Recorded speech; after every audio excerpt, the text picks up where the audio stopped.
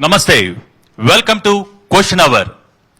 పట్టుబట్టి జట్టు కట్టి లక్కేసి కొడితే సరిగ్గా 5 ఏళ్లలో సీఎం కుర్చీలో కూర్చున్నారు. ప్రస్తుతం అదే ఊపు నార్త్ లో రీసౌండ్ ఇస్తోంది.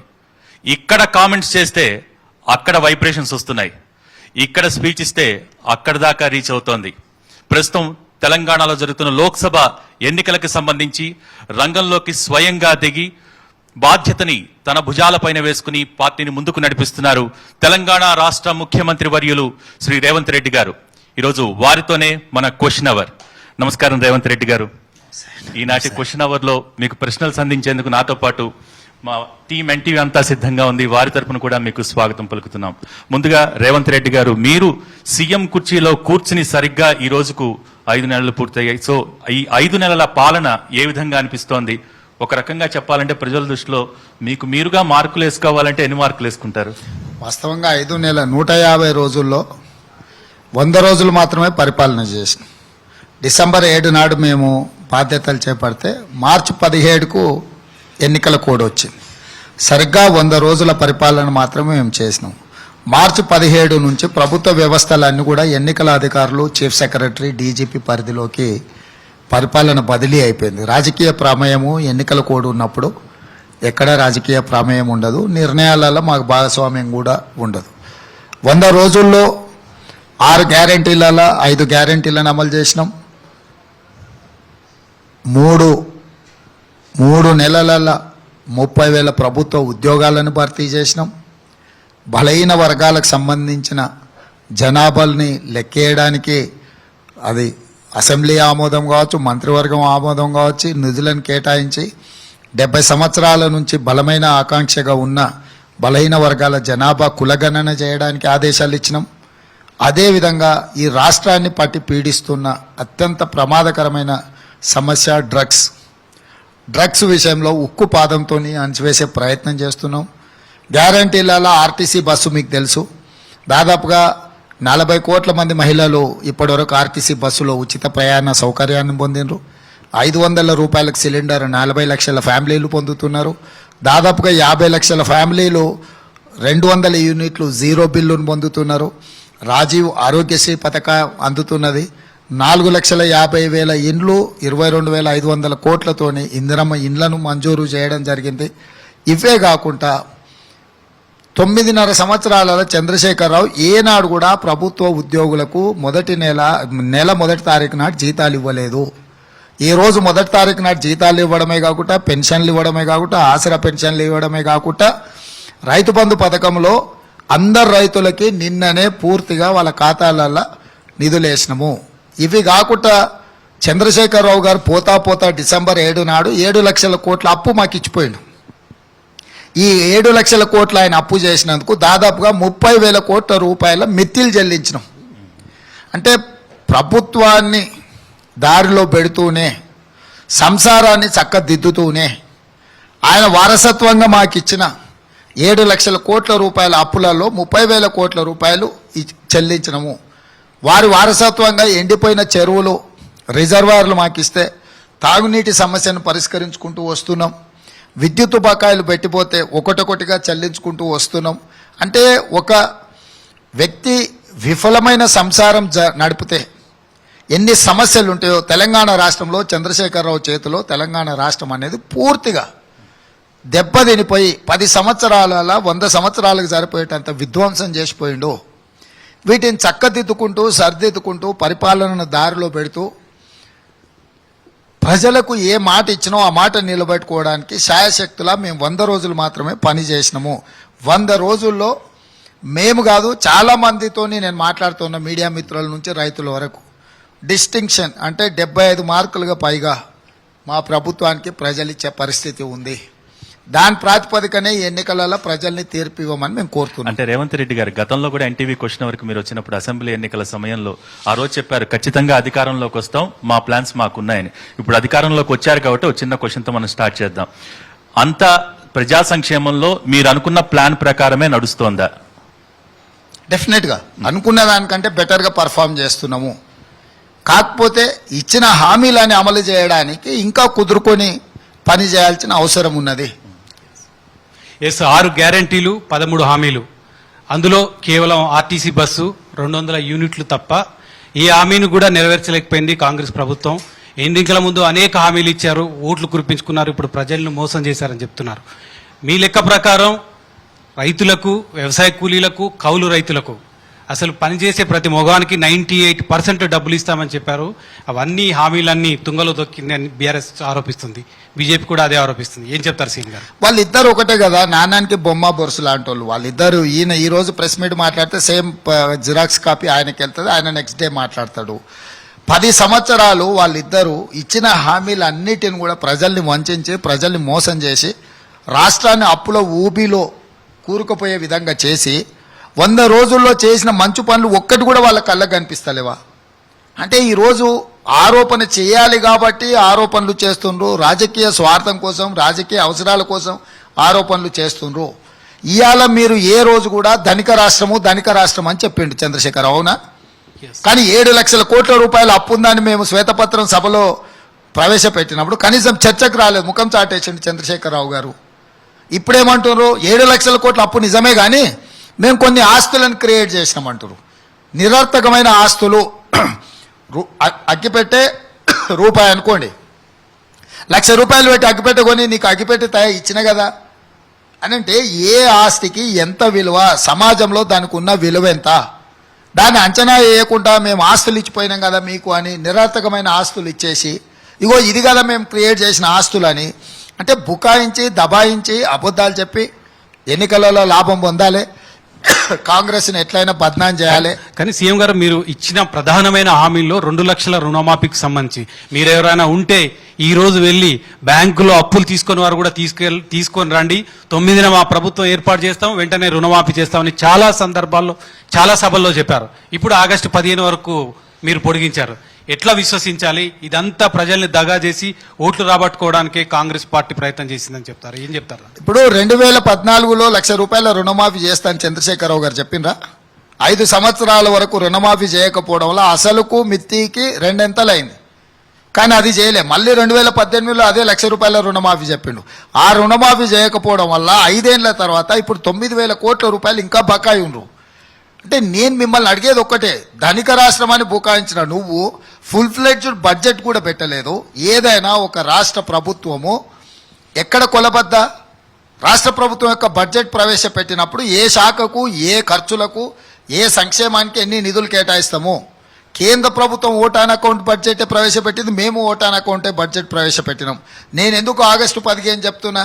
జూన్ ఎండింగ్లోనో జూలై మొదటి వారంలోనో బడ్జెట్ సమావేశాలను పెట్టిన తర్వాత ప్రభుత్వం పూర్తిగా రాష్ట్రం యొక్క ఆదాయం ఎంత, ఖర్చు ఎంత ఒక అంచనాకు వచ్చిన తర్వాత మా ప్రాధాన్యతలు నిర్ణయించుకొని మేము ముందుకు వెళ్తాము. 40 సంవత్సరాల నుంచి ప్రజా జీవితంలో ఉండి కేంద్ర మంత్రిగా పనిచేసి, రాష్ట్ర మంత్రిగా పనిచేసి, 10 సంవత్సరాలు ముఖ్యమంత్రిగా పనిచేసిన చంద్రశేఖరరావుకి ఈ వివరాలు తెలియవా? హరీష్ రావు గారు ఆర్థిక మంత్రిగా 5 సంవత్సరాలు పనిచేసిండు. హరీష్ రావు గారికి తెలియదా ఈ విషయాలన్నీ? అంటే కేవలము వాళ్ళు రాజకీయంగా లాభం పొందాలి, ఏదో ఒకటి బద్నాం చేయాలా, ఒక్కరోజు కూడా వీళ్లకు సమయమే ఇవ్వొద్దనే బద్నాం చేసే కార్యక్రమంలో భాగమే. కానీ మీరు అప్పులు 17,000 కోట్లు చేశారు 5 నెలల కాలంలో. ఇప్పటికే మళ్ళీ 35,000 కోట్లు కావాలి మీరు రుణమాఫీ చేయాలంటే. మళ్ళీ మీరు అప్పులు తీసుకొచ్చి రాష్ట్రాన్ని అప్పుల కుప్పలుగా మార్చడమే కదా. రుణమాఫీ చేయడానికి మీ దగ్గర ఉన్న ప్రణాళిక ఏంటి సీఎం గారు? ఇప్పుడు దుబారా తగ్గిస్తే మనకు మిగులు నిధులు ఉంటాయి, ప్రాధాన్యతలను మార్చుకోవాల్సిన అవసరం ఉంది. మింగడానికి మెతుకులేదు కానీ మీసాలకు సంపెంగ నూనె అనే వ్యవహారాలు మేము చెయ్యము. దుబారా ఖర్చులు తగ్గించుకుంటాము, ప్రాధాన్యతలను మార్చుకుంటాము, అవినీతికి పాల్పడము. 1,000 కోట్ల రూపాయలతో పూర్తయ్యే ప్రాజెక్టులను 10,000 కోట్ల రూపాయలకు అంచనాలు పెంచి 9,000 కోట్లు కొల్లగొట్టే లాంటి ప్రణాళికలు మేము వెయ్యము. ఇవాళ మేము గత ప్రభుత్వము 9% నుంచి 12% వరకు హైయెస్ట్ రేట్ ఆఫ్ ఇంట్రెస్ట్లో లక్షల కోట్ల అప్పులు తెచ్చుకున్నారు. మేము వివిధ సంస్థల్ని, కేంద్ర ప్రభుత్వాన్ని సంప్రదించినము. ప్రపంచంలో చాలా బ్యాంకులు 2% నుంచి 4% రేట్ ఆఫ్ ఇంట్రెస్ట్తోని 1,000 కోట్ల రూపాయలు అప్పులు ఇవ్వడానికి సిద్ధంగా ఉన్నారు. లోన్స్ని అన్నిటిని కూడా రీస్ట్రక్చర్ చేసుకుంటాము. ఇవాళ అత్యధికంగా మిత్తీలు చెల్లించే పరిస్థితి నుంచి అతి తక్కువ మిత్తీతోని అప్పులు తెచ్చుకునే విధంగా లోన్ అంతా రీస్ట్రక్చర్ చేసుకుంటాము.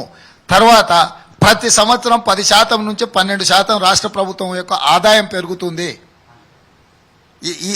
ఈ సాంప్రదాయము గత 50-60 సంవత్సరాలుగా జరుగుతుంది. ఈ సంవత్సరం పెరగబోయే ఆదాయాన్ని ఎక్కడ ఖర్చు పెట్టాలి, ఎట్లా ఖర్చు పెట్టాలి అనేది మా ప్రాధాన్యత రైతు రుణమాఫీ. ఈ ఆదాయాలను కానీ దుబారాను తగ్గించుకోవడం ద్వారా రైతు రుణమాఫీని పూర్తిగా చెల్లిస్తాము. సార్ మీరేమో అవినీతి లేదు, అవినీతి రహిత పాలన ఇస్తున్నామని చెప్తున్నారు. మీ మీదనేమో ఆర్ ట్యాక్స్ అంటున్నారు. ఇంతకీ ఆర్ ట్యాక్స్ అంటే ఏంటి? ఆర్ ట్యాక్స్ ఎక్కడికి వెళ్తుంది సార్? ఇప్పుడు ఆర్ ట్యాక్స్ అని చెప్పిన ఆయనే చెప్పాలి అదేందో. మేము వచ్చిందే ఇప్పుడు, మేము వచ్చి కూర్చున్నామో లేదో ఏదో ఒక ఆరోపణ చేయాలని ఇద్దరు అదే చేసిండు కదా. సేమ్ ఇది కూడా ఫస్ట్ కేటీఆర్ మొదలుపెట్టిండు, తర్వాత బీజేపీ వాళ్ళు ఎత్తుకున్నారు, తర్వాత వాళ్ళు మాట్లాడుతున్నారు. కాబట్టి ఈరోజు ఇప్పటి వరకు మేమేమైనా టెండర్లు ఇచ్చినామా, మేమేమైనా కాంట్రాక్టులు ఇచ్చినామా, మేమేమైనా ఎవరికైనా అండ్యూ బెనిఫిట్ ఎవరికైనా సమాజంలో చేసినామా? మేము ఇంతవరకు టెండర్లు పిలిచింది లేదు, టెండర్లు ఇచ్చింది లేదు. ఇప్పటి వరకు మేము జీతభత్యాలు 1వ తారీఖు నాడు జీతభత్యాలు ఇస్తున్నాం ప్రభుత్వ ఉద్యోగులకు. అందులో ఏమైనా కమిషన్ తీసుకోనికి ఉందా? పెద్దవాళ్ళకి ఆసరా పెన్షన్లు ఇస్తున్నాం, అందులో ఏమైనా తీసుకోవడానికి ఉందా? గతంలో వీళ్ళు చేసిన అప్పులకు 30,000 కోట్ల అప్పు చెల్లించినాం, అందులోకి వెళ్ళి ఏమైనా బ్యాంకులు వాపసు ఇస్తాయా? కాబట్టి ఆరోపణ చేసేటప్పుడు కనీసము ఏం ఆరోపణ చేస్తున్నాం, ఎప్పుడు ఆరోపణ చేస్తున్నాం, సమయం సందర్భం కూడా చూసుకోవాలి. ఇవాళ వాళ్ళు పదే మాట్లాడుతున్నారు. 8,000 కోట్ల రూపాయలు ఈరోజు బ్యాంకులో వాళ్లకు ఎలక్టోరల్ బాండ్స్ పేరు మీద బీజేపీకి వచ్చినాయి. 1500-1600 కోట్ల రూపాయలు బీఆర్ఎస్కు ఎలక్టోరల్ బాండ్స్ వచ్చినాయి. ఎవరు ఇచ్చిండ్రు? ఇవాళ ఎన్నికలకు వాళ్ళు ఎక్కడి నుంచి ఖర్చు పెడుతుండ్రు? ఈరోజు భారతీయ జనతా పార్టీ నరేంద్ర మోడీ గారికి తాతలు ముత్తాతలు ఇచ్చినమైన జాగీర్లు జమీందార్ల ఆ సంస్థానాలన్నిటిని కూడా అమ్మేసి నరేంద్ర మోడీ గారు తీసుకొచ్చి ఎన్నికలలో ఖర్చు పెడుతుండా? లేకపోతే కేసీఆర్ గారు ఏమన్నా నిజాము 8వ మనవడా? కేసీఆర్ ఎక్కడికి వెళ్ళి తెచ్చి ఖర్చు పెడుతుండు? ఏ రాజకీయ పార్టీకైనా ఈ దేశంలో ఎవరో ఒకరు సహాయం చేస్తేనే ఎన్నికలు నిర్వహిస్తుండ్రు. ఈరోజు మీ బ్యాంకులలో మీకు వచ్చిన ఎలక్టోరల్ బాండ్స్, బీఆర్ఎస్కి వచ్చిన ఎలక్టోరల్ బాండ్స్ కాంగ్రెస్కి ఏమి ఇచ్చిండ్రో ఏమి ఇవ్వలేదో ఒకసారి చూడండి. రియల్ ఎస్టేట్ వ్యాపారులను, కంపెనీ యాజమాన్యాలను బెదిరించి కాంగ్రెస్ ప్రభుత్వం డబ్బులు వసూలు చేస్తుంది అనేది కిషన్ రెడ్డి ఆరోపణ. ఇప్పుడు నేనేమంటున్నానంటే కేంద్ర ప్రభుత్వమే మీది, అన్ని ఏజెన్సీలు మీ దగ్గరనే ఉన్నాయి కదా. ఈ నిర్దిష్టంగా ఫలానా వ్యాపారవేత్తను వీళ్ళు బెదిరించారు, లేకపోతే ఫలానా వ్యాపారవేత్త ఇచ్చిండు, నిర్దిష్టమైన ఆరోపణ చేయకుండా జనరల్గా మేము బురదలో రాయేస్తాం, అది చిట్లి నీ మీద పడుతుంది, అది నువ్వు కడుక్కో అనే విధానము. అందుకే నేను వాటి మీద స్పందించదలుచుకోలేదు. అమిత్ షా గారు నిన్న కొన్ని కామెంట్ చేశారు. అవినీతి ముద్ర లేని మోడీ, కోటీశ్వరుడు అయిన రాహుల్ గాంధీ మధ్య పోటీ అని. మీరేమో రాహుల్ గాంధీకి ఇల్లు లేదు, వాకిల్ లేదు, భార్య లేదు. 4వ తరము 3 తరాలు ప్రధానమంత్రులుగా పనిచేసిన వాళ్ళకి ఇల్లు లేదు. ఈ దేశంలో ఇల్లు లేని కుటుంబం ఏదైతే ఉన్నదని అంటే అది రాహుల్ గాంధీ గారి కుటుంబం. కానీ ఇల్లు లేని కుటుంబం ఒక తెలంగాణలోనే ఇందిరమ్మ పేర్ల మీద 25 లక్షల మంది పేదలకు ఇల్లు కట్టించిండ్రు. సో ఈరోజు రాజు నీతిగా ఉన్నాడంటే సరిపోదు, రాజ్యాన్ని కూడా నీతిగా నడపాలి. నరేంద్ర మోడీ గారు ఒక పక్కన అదానిని, ఇంకొక పక్కన అంబానీని, లేకపోతే యడ్యూరప్పను, లేకపోతే హిమంత బిశ్వ శర్మను, లేకపోతే అజిత్ పవార్ను, నవీన్ జిందల్ని, ఇట్లాంటి వాళ్ళను వారే అత్యంత అవినీతి పరులని ఆరోపణ చేసిరు వారు. కానీ వాళ్ళ పార్టీలో చేరంగానే వాళ్ళు పునీతులు అయిపోయినరు. సో వారు చేస్తున్న ఆరోపణలు ఎవరి మీద అయితే చేసినరో వాళ్ళని దరి చేరనీయకుండా నరేంద్ర మోడీ గారు బీజేపీ వ్యవహరించుంటే వాళ్ళు చెప్పే దాంట్లో వాళ్ళ ఆరోపణలో అర్థం ఉంది. వాళ్ళు అట్లాంటివి చేయకుండా బయట ఉన్నంతసేపు ఆరోపణ చేసి వాళ్ళ మీద ఒత్తిడి పెట్టి వాళ్ళని పార్టీలో చేర్చుకొని పక్కన కూర్చోబెట్టుకొని మళ్ళీ అదే భాష మాట్లాడుతున్నారు. మేము అవినీతిని సహించాము, అవినీతిని అంతం చేస్తాం అంటే బయట ఉంటే సహించరు, వాళ్ళ పక్కన చేరితే సరిపోతుందేమో. వాళ్ళ భాష కానీ వాళ్ళ వ్యవహారం కానీ ఈరోజు దేశంలో ఉన్న అత్యంత అవినీతి పరులందరూ కూడా బీజేపీలోనే చేరిండ్రు. వీళ్ళు అత్యంత అవినీతి పరులని మేము ఆరోపణ చేయలే, వాళ్ళు ఆరోపణ చేసిండ్రు. అశోక్ చవాన్ లాంటి వాళ్ళ మీద కాంగ్రెస్లో ఉన్నంతకాలం ఆరోపణ చేసిండ్రు, బీజేపీలో చేరంగానే రాజ్యసభ సభ్యత్వం ఇచ్చిండ్రు. అంటే నేనేమంటున్నా అంటే ఒక నాయకుడు కానీ ఒక పార్టీ కానీ ఒక ఆరోపణ చేస్తున్నప్పుడు ఒక అంశాన్ని ప్రస్తావిస్తున్నప్పుడు మీ వైఖరి ఏందనేది కూడా కీలకం. సార్, అమిత్ షా గారు మొన్న హైదరాబాద్కి వచ్చి పెరేడ్ గ్రౌండ్స్లో ఒక కామెంట్ చేశారు. ప్రధానంగా మిమ్మల్ని టార్గెట్ చేస్తూ ఆయన మాట్లాడినటువంటి విషయాలు మీ దృష్టికి కూడా వచ్చి ఉంటాయి. ఏదైతే 6వ తేదీ తర్వాత రేవంత్ రెడ్డి మిమ్మల్ని మీ యొక్క హైకమాండ్ వదిలేస్తుంది, మీరు వారు చెప్పినట్టు మీరు ఇక్కడ అవినీతికి పాల్పడుతున్నారని చెప్పేసి ఒక కామెంట్ చేశారు. దీనిపైన మీ స్పందన ఏంటి సార్? ఆయన మా ప్రత్యర్థి పార్టీ భారతీయ జనతా పార్టీ నాయకుడు ఓటో రెండో సీట్లు తెలంగాణలో గెలిపించుకోవాలనే ప్రయత్నం మీద తాపత్రయపడుతున్నాడు. అంతకుమించి అమిత్ షా గారి నుంచి ఏం ఆశిస్తాం ఎన్నికల సమయంలో? ఇది ఎన్నికల సమయము, సంక్రాంతి పండుగ ముందు గంగిరెద్దుల వ్యవహారము, వస్తుంటారు పోతుంటారు అంటుంటారు. వీటన్నిటిని కూడా మీరంత సీరియస్గా తీసుకోవాల్సిన అవసరం ఏం లేదు. కానీ మీరు గాడిద గుడ్డు అనే ప్రచారాన్ని బాగా సీరియస్ గా తీసుకున్నారు. అసలు గాడిద గుడ్డే పెట్టదు, గాడిద గుడ్డు అనే ప్రస్తావన తీసుకుని కిషన్ రెడ్డి ఒక కామెంట్ చేశారు. కాంగ్రెస్ పార్టీ సింబల్ మార్చుకొని గాడిద గుడ్డు ఏమైనా పెట్టారేమో ఒకసారి రేవంత్ రెడ్డిని అడగమని చెప్తున్నారు. అడిగినావు కదా, సంతోషం. అందుకే అడుగుతున్నా. ఎందుకు గాడిద గుడ్డు ప్రచారం? గాడిద గుడ్డే పెట్టదు అంటే బీజేపీ కూడా ఇయ్యలేదని దాని అర్థం. దాని అర్థము కిషన్ రెడ్డి గారికి అర్థమైందో కాలేదో చారి గారు మీరు మళ్ళీ పోయి చెప్పండి. గాడిద గుడ్డు పెట్టదు అంటే గాడిద గుడ్డు పెట్టంది ఎంత నిజమో బీజేపీ తెలంగాణకి ఏమన్నా ఇచ్చిందంటే కూడా గంతే నిజము. అంటే తెలంగాణకి ఏమీ ఇవ్వలేదు, తెలంగాణకి ఏమీ ఇవ్వని బీజేపీకి తెలంగాణ ప్రజలు ఎందుకు ఓటేయాలనేదే మా ప్రశ్న. 10,000 కోట్లు ఇచ్చామని చెప్తున్నాడు కిషన్ రెడ్డి. తెలంగాణ 10 లక్షల కోట్లు. ఇప్పుడు నేనేమంటున్నానంటే అందుకే నేను తీసుకొని రాలే. ₹1 రాష్ట్రం నుంచి పన్ను పోతే తెలంగాణ రాష్ట్రం నుంచి ఉదాహరణ ₹1 పన్ను కేంద్రానికి చెల్లిస్తే అందులో 43 పైసలే మనకి ఇస్తున్నారు. అదే బీహార్ నుంచి ₹1 చెల్లిస్తే ₹7.06 ఇస్తున్నారు. ఉత్తరప్రదేశ్కు ₹6 ఇస్తున్నారు. అంటే ఈ వివక్ష, ఈ రకంగా కేంద్ర ప్రభుత్వం తన అధికారాన్ని ఉపయోగించి రాష్ట్రాల నుంచి వస్తున్న పన్నులో సముచితమైన వాటా ఇవ్వకపోవడం వల్ల జరిగిన నష్టము. ఇప్పుడు వారు చెప్తున్న లక్షల కోట్లు, ఆ లక్షల కోట్లు ఎక్కడిచ్చండి ఏమిచ్చిండో ఇయర్ వైజ్ ఒక శ్వేతపత్రం ఆయనను విడుదల చేయమని ఉండ్రి. జనరల్ స్టేట్మెంట్ ఎవరైనా ఇవ్వచ్చు, మేము లక్షల కోట్లు ఇచ్చినాం 10 లక్షలు ఇచ్చినామని. ఏ శాఖల ఏ సంవత్సరం ఎన్ని నిధులు ఇచ్చిండ్రు, ఏ ప్రాజెక్టుకి ఇచ్చిండ్రో కిషన్ రెడ్డి గారిని నిర్దిష్టమైన శ్వేతపత్రాన్ని విడుదల చేయమని ఉండ్రి. ఆ శ్వేతపత్రాన్ని ముందల పెట్టుకొని అమరవీరుల స్తూపం ముందు నేను చర్చకు వస్తాను. ఇప్పుడు కంపేర్ చేసుకుందాము. తెలంగాణకి ఏమి ఇచ్చిండ్రు, ఉత్తరప్రదేశ్కి ఏమి ఇచ్చిండ్రు, రాజస్థాన్కి ఏమి ఇచ్చిండ్రు, లేకపోతే బీహార్కి ఏమి ఇచ్చిండ్రు. ఎందుకు ఈ వివక్ష గల కారణాలు ఏంది? రాజకీయ అవసరాలే ఈ వివక్ష కారణమా, లేకపోతే ఈ ప్రాంతం నుంచి ప్రాతినిధ్యం వహిస్తున్న భారతీయ జనతా పార్టీ నాయకుల యొక్క అసమర్థత కారణమా? ఇప్పుడు నిధుల కేటాయింపులో వివక్ష, రాజకీయంగా పదవులు ఇచ్చే దాంట్లో వివక్ష. తెలుగు భాష మాట్లాడే వాళ్ళు 42 మంది లోక్సభ ఎంపీలు ఉంటే ఒక కేంద్ర మంత్రి ఇచ్చిండ్రు. 26 మంది ఎంపీలు ఉండే గుజరాత్కి 7 ఇచ్చిండ్రు, ఉత్తరప్రదేశ్కు 12 ఇచ్చిండ్రు. కర్ణాటకలో 28 మంది ఎంపీలు ఉంటే బీజేపీలో 25 మంది గెలిచారు. ఒకే ఒక్క క్యాబినెట్ ర్యాంక్ మినిస్టర్ ఇచ్చారు. ప్రాధాన్యత లేని క్యాబినెట్ ర్యాంక్ మినిస్టర్స్ ఇచ్చిండ్రు.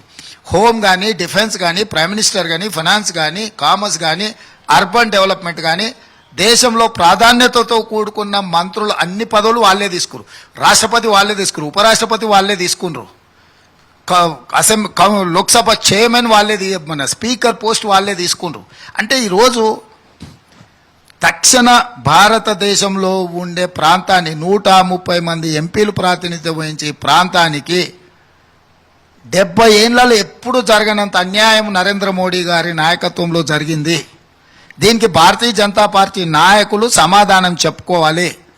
వెంకయ్య నాయుడు గారు కింది స్థాయి నుంచి ఢిల్లీ స్థాయికి ఎదిగితే అతను ఉపరాష్ట్ర పదవి నుంచి అమర్యాదగా అతన్ని తొలగించి పీర్లు మళ్ళీ వెనక్కి పంపించిండ్రు. మీ పార్టీ నాయకులకే ఇవ్వమని అడుగుతున్నాం మేము. మా కాంగ్రెస్ వాళ్ళకి ఇవ్వండి, లేకపోతే కమ్యూనిస్టులకి ఇవ్వండి అంటలేం. మీ సొంత పార్టీలో ఎదిగొచ్చిన నాయకులకు కూడా మీరు పదవులు ఇవ్వకుండా, గౌరవించకుండా, వాళ్ళని తొలగించుకుంటూ వాళ్ళ పార్టీ అధ్యక్షుడు కూడా అక్కడనే తీసుకున్నారు. ఇంకేం మిగిలింది ఆ పార్టీలో? సార్, మీరు పార్లమెంట్ సభ్యుడిగా ఉన్నారు. పాలమూరు రంగారెడ్డి ఎత్తిపోతల ప్రాజెక్టు అసలు మీ జాతీయ హోదా అనే అంశాన్నే ప్రస్తావించట్లేదు, అవంతా తీసేసాము. ఐటీఐఆర్ హైదరాబాద్కి వద్దనుకున్నాం కాబట్టి ఇవ్వలేదు అంటున్నారు. జాతీయ హోదా అనే ప్రస్తావనే లేనప్పుడు మీరు జాతీయ హోదా ఇవ్వండి మా ప్రాజెక్టులకు అని ఎలా అడుగుతారు సార్? మేము అట్లా అడగలే. జాతీయ హోదా ఇవ్వమని కేసీఆర్ గారు మాట్లాడారు. జాతీయ హోదా విధానాన్ని తొలగించారు. నేనే బయటకు వచ్చి చెప్పిన ఆ ఫార్మేటే లేదు ఇప్పుడని. PMKSY కిసాన్ సంయోజన ప్రాజెక్టు కింద 60% నిధులు ఇచ్చే విధానం ఉంది. ఏ రాష్ట్రంలో ఉన్న ప్రాజెక్టుకైనా కేంద్ర ప్రభుత్వం ఆమోదిస్తే ప్రాజెక్టు యొక్క అంచనాలో 60% నిధులు కేంద్ర ప్రభుత్వం, 40% నిధులు రాష్ట్ర ప్రభుత్వాలు కలిపి అభివృద్ధి చేసే అవకాశం ఉంది. నేను ముఖ్యమంత్రిగా చేపట్టిన ఎంబడే ఉత్తమ్ కుమార్ రెడ్డి గారు నేను వెళ్ళి షెకావత్ గారిని కలిసినప్పుడు వారి వివరాలన్నీ చెప్పిండు. ఎంబడే PMKSY కింద మా పాలమూరు రంగారెడ్డి ఎత్తిపోతలకు ఇవ్వండి అని అన్ని వివరాలతో కూడుకున్న ఏమంటారు అప్లికేషన్ పెట్టేసినాము. It is under process. Second thing, మనకు కృష్ణా బేసిన్ మీద పాలమూరు రంగారెడ్డి ఎత్తిపోతలకు అవసరమైన నీటి కేటాయింపులు ఇంతవరకు జరగలేదు.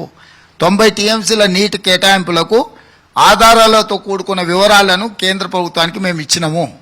సో వాటిని కేటాయించి తీసుకురమ్మనుండ్రి. నేను కూడా చెప్తున్నా, కిషన్ రెడ్డి గారు ఏదైతే చెప్తారో జాతీయ ప్రాజెక్టుల విధానం కేంద్ర ప్రభుత్వం రద్దు చేసింది. మేము దాని గురించి మాట్లాడతాం. కేంద్ర ప్రభుత్వం ఏదైతే స్కీమ్ పెట్టుకుందో ఆ స్కీమ్లో ఏదైనా ప్రాజెక్ట్ కేంద్ర ప్రభుత్వం అప్రూవల్ ఇస్తే 60% నిధులు ఇస్తారు. పాలమూరు రంగారెడ్డిని అందులోనే పెట్టమని అడిగినాము. అందులో 60% నిధులు తెమ్మని అడుగుతున్నాం కిషన్ రెడ్డి గారిని. 60,000 కోట్లకు దాదాపుగా 30,000 కోట్లు మనం ఖర్చు పెట్టినాం. మిగతా 30,000 కోట్లని కేంద్ర ప్రభుత్వం నుంచి రాబట్టి పాలమూరు అండ్ రంగారెడ్డిలో 10 లక్షల ఎకరాలకు నీళ్ళు ఇవ్వడానికి అవకాశం ఉంది. కిషన్ రెడ్డి గారిని అది తీసుకురామని ఉంది. అది తెస్తే డెఫినెట్గా అభినందిస్తాం కిషన్ రెడ్డి గారిని. ఇదే కాదు, మెట్రో అడిగినాము, మెట్రోకి ఇవ్వలేదు. మూసీ రివర్ డెవలప్మెంట్ కోసం ఫండ్స్ అడిగినాము, వాటికే ఇవ్వలేదు. ITIR కారిడార్ నువ్వు రద్దు చేస్తే అయిపోద్దా? మంజూరైన దాన్ని రద్దు చేసే అవసరం ఏమొచ్చింది? పునర్విభజన చట్టంలో రైల్వే కోచ్ ఫ్యాక్టరీ ఉంది, ఇక్కడ ఇవ్వాల్సింది లాతూర్కు తరలించకపోయినరు. ఇక్కడనేమో అసలు అది వైబుల్ కాదంటారు. ఇక్కడ కేటాయించిన దాన్ని తీసుకెళ్లి లాతూర్లో పెడతారు. బయ్యారం ఉక్కు కర్మాగారం అదే పరిస్థితి. గిరిజన యూనివర్సిటీ 10 ఏళ్ళు పట్టింది ప్రారంభించడానికి. IIM, IITలు మన దగ్గర ఎడ్యుకేషనల్ ఇన్స్టిట్యూట్స్ ఎన్ని ఉన్నాయి, ఎందుకు ఇవ్వలేదు? నేను అనేది ఒకటే, మీకు రాజకీయ పట్టింపు లేకపోవడం వల్ల, మోడీ గారిని అమిత్ షా గారిని ప్రశ్నించే శక్తి లేకపోవడం వల్ల తెలంగాణ యొక్క అవకాశాలు సన్నగిల్లుతున్నాయి. కేవలం పదవుల కోసము లేకపోతే నాయకత్వానికి పూర్తిగా సరెండర్ అయి ఉండిపోవడం అనేది తెలంగాణ రాష్ట్రానికి ఆర్థికంగా రాజకీయంగా నష్టాన్ని తీసుకొచ్చి పెడుతుంది. మీరు అన్నారు మోడీ బీజేపీ తెలంగాణకి తీవ్ర నష్టం చేసే 10 ఏళ్లలో పైసా కూడా ఇవ్వలేదని. కానీ ఇప్పుడు పోటీ ప్రధానంగా బీజేపీ నుంచే కాంగ్రెస్ పార్టీ ఎదుర్కొంటుంది ఎంపీ ఎలక్షన్లో. అంటే ఏమంటారు? ఏమన్నాను, డెఫినెట్గా ఇవి నేషనల్ ఎలక్షన్, జాతీయ స్థాయి ఎన్నికలు జరిగేటప్పుడు ప్రధానమంత్రి ఎవరు ఉండాలని చర్చ జరిగినప్పుడు చాలా వరకు జాతీయ పార్టీల మధ్యలో ఎక్కువ పోటీ ఉంటుంది. ఈ రాష్ట్రంలో బీఆర్ఎస్ పార్టీ కుప్పగూలిపోయింది. ఒక్కసారిగా నడుము ఇరిగిపోతే ఎట్లా ఇదవుతుందో ఇవాళ బీఆర్ఎస్ పార్టీ నడుము ఇరిగిపోయింది. వాళ్ళు కోలుకోవడానికి కొంత సమయం పడుతుండొచ్చు. రెండోది, వాళ్ళ లోపల చిత్తశుద్ధి కూడా లోపించింది, ఆత్మస్థైర్యం కూడా కోల్పోయినరు. మూడోది, వాళ్ళు కాంగ్రెస్ను ఓడించడానికి బీజేపీ గెలిచినా పర్వాలేదని నాయకత్వము తమ సొంత అవసరాలు కొన్ని విచారణల నుంచి తప్పించుకోవడానికి పరోక్షంగా బీజేపీని గెలిపించడానికి బీఆర్ఎస్ ప్రయత్నం చేస్తుంది. వాళ్ళు పెట్టిన అభ్యర్థులు కానీ వాళ్ళు చేస్తున్న ఎన్నికల ప్రచారం కానీ జరుగుతున్న పరిణామాలు కానీ స్పష్టంగా బీఆర్ఎస్ బీజేపీకి సరెండర్ అయి ఈ ఎన్నికల్లో కాంగ్రెస్ను గెలవకుండా నిలువరించాలనే ప్రయత్నం జరుగుతుంది. అది ప్రజలందరూ గమనిస్తున్నారు. ప్రజలు సందర్భం వచ్చినప్పుడు డెఫినెట్గా దీన్ని కూడా పరిగణలోకి తీసుకుంటారు. పార్లమెంట్ ఎన్నికలు మా 100 రోజుల పరిపాలనకు రెఫరెండం అంటున్నారు కదా, ఎన్ని సీట్లు వస్తే రెఫరెండంగా భావిస్తారు? 17లో 14 రావాలా, 12 రావాలా? మీకంటే 14 మా టార్గెట్, 14 మా టార్గెట్. మాకు 39.5% ఓట్లు వచ్చినాయి. ఈ రెండు ఇప్పుడు 39.5% ఓట్లతో మాకు ప్రభుత్వం ఇచ్చిండ్రు.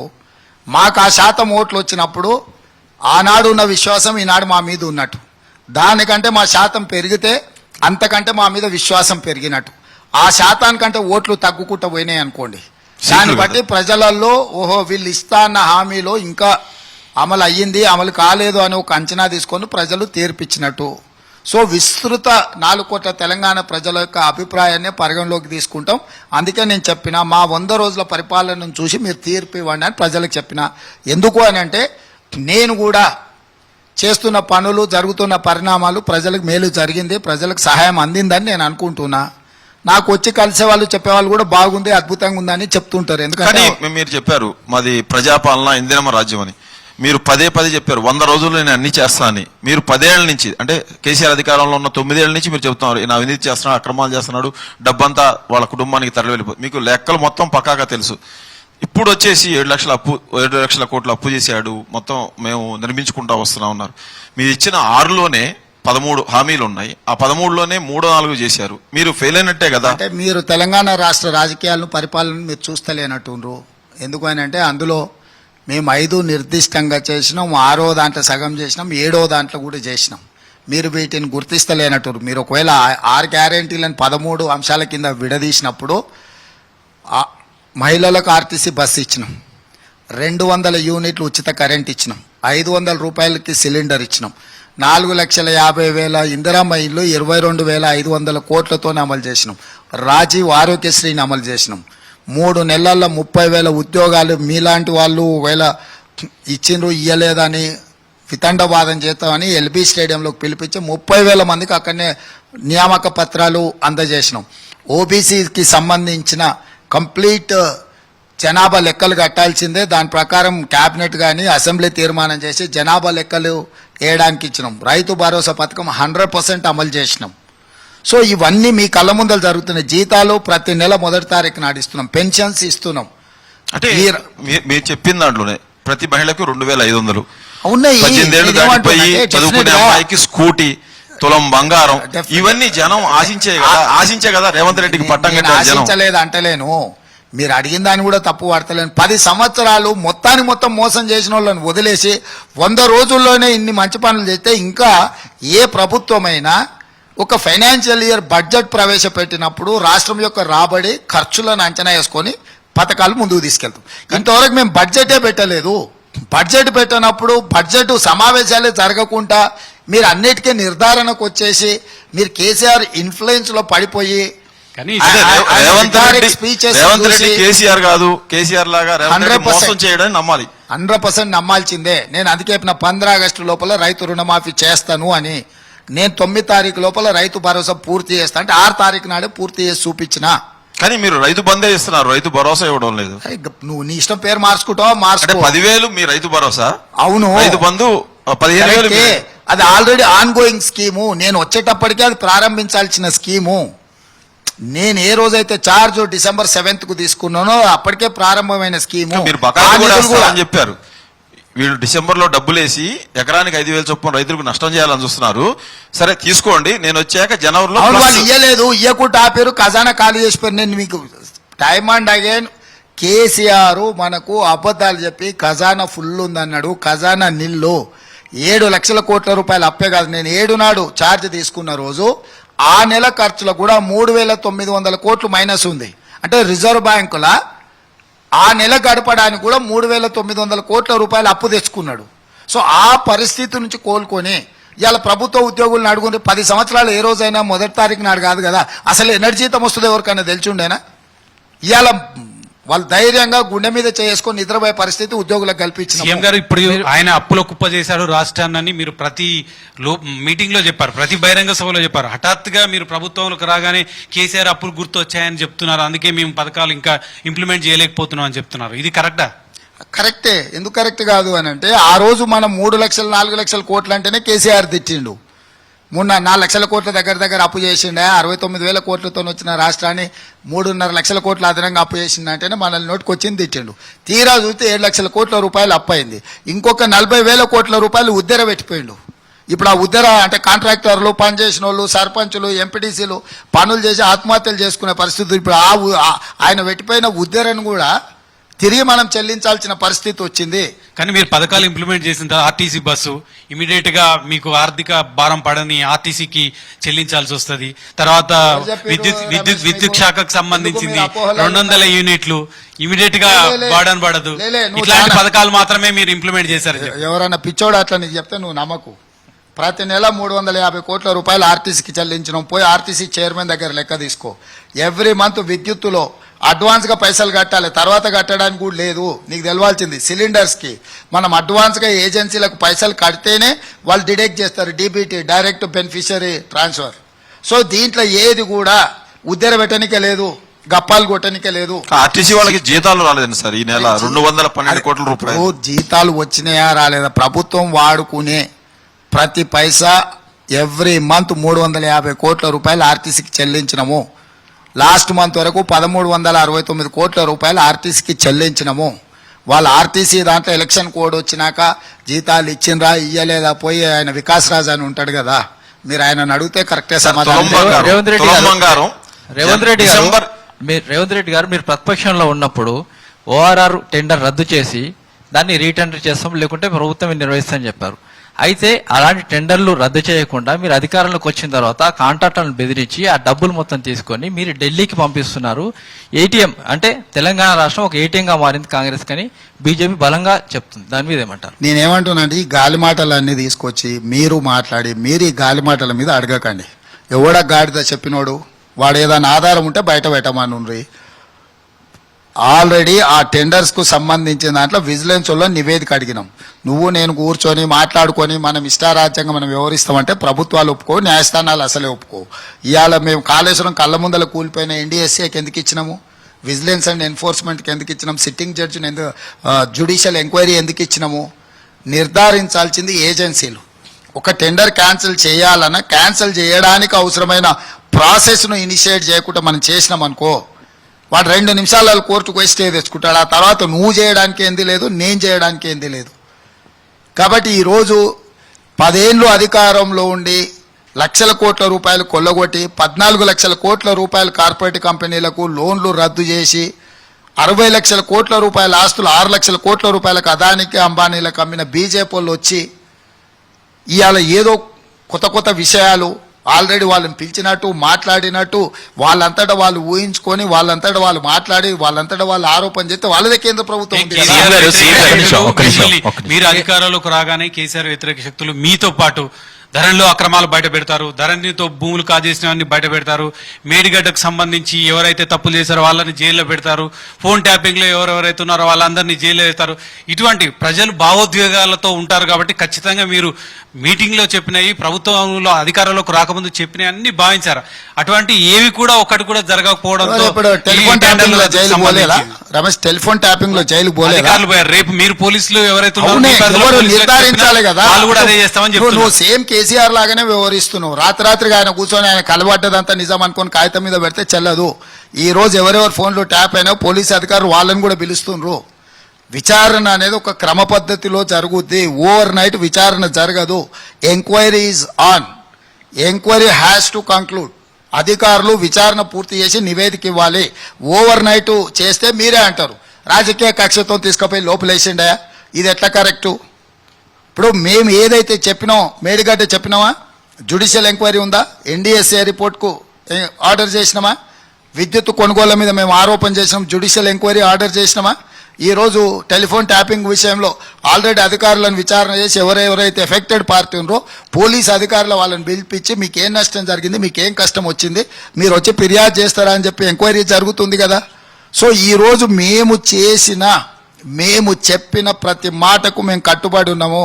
మీరేమనుకుంటున్నారు అంటే 100 రోజులు అందరిని ఉరి తీసేస్తే ఆ కుర్చీలాని కాలైతే మేము అంత వచ్చి కూర్చుందాం. Mic, mic.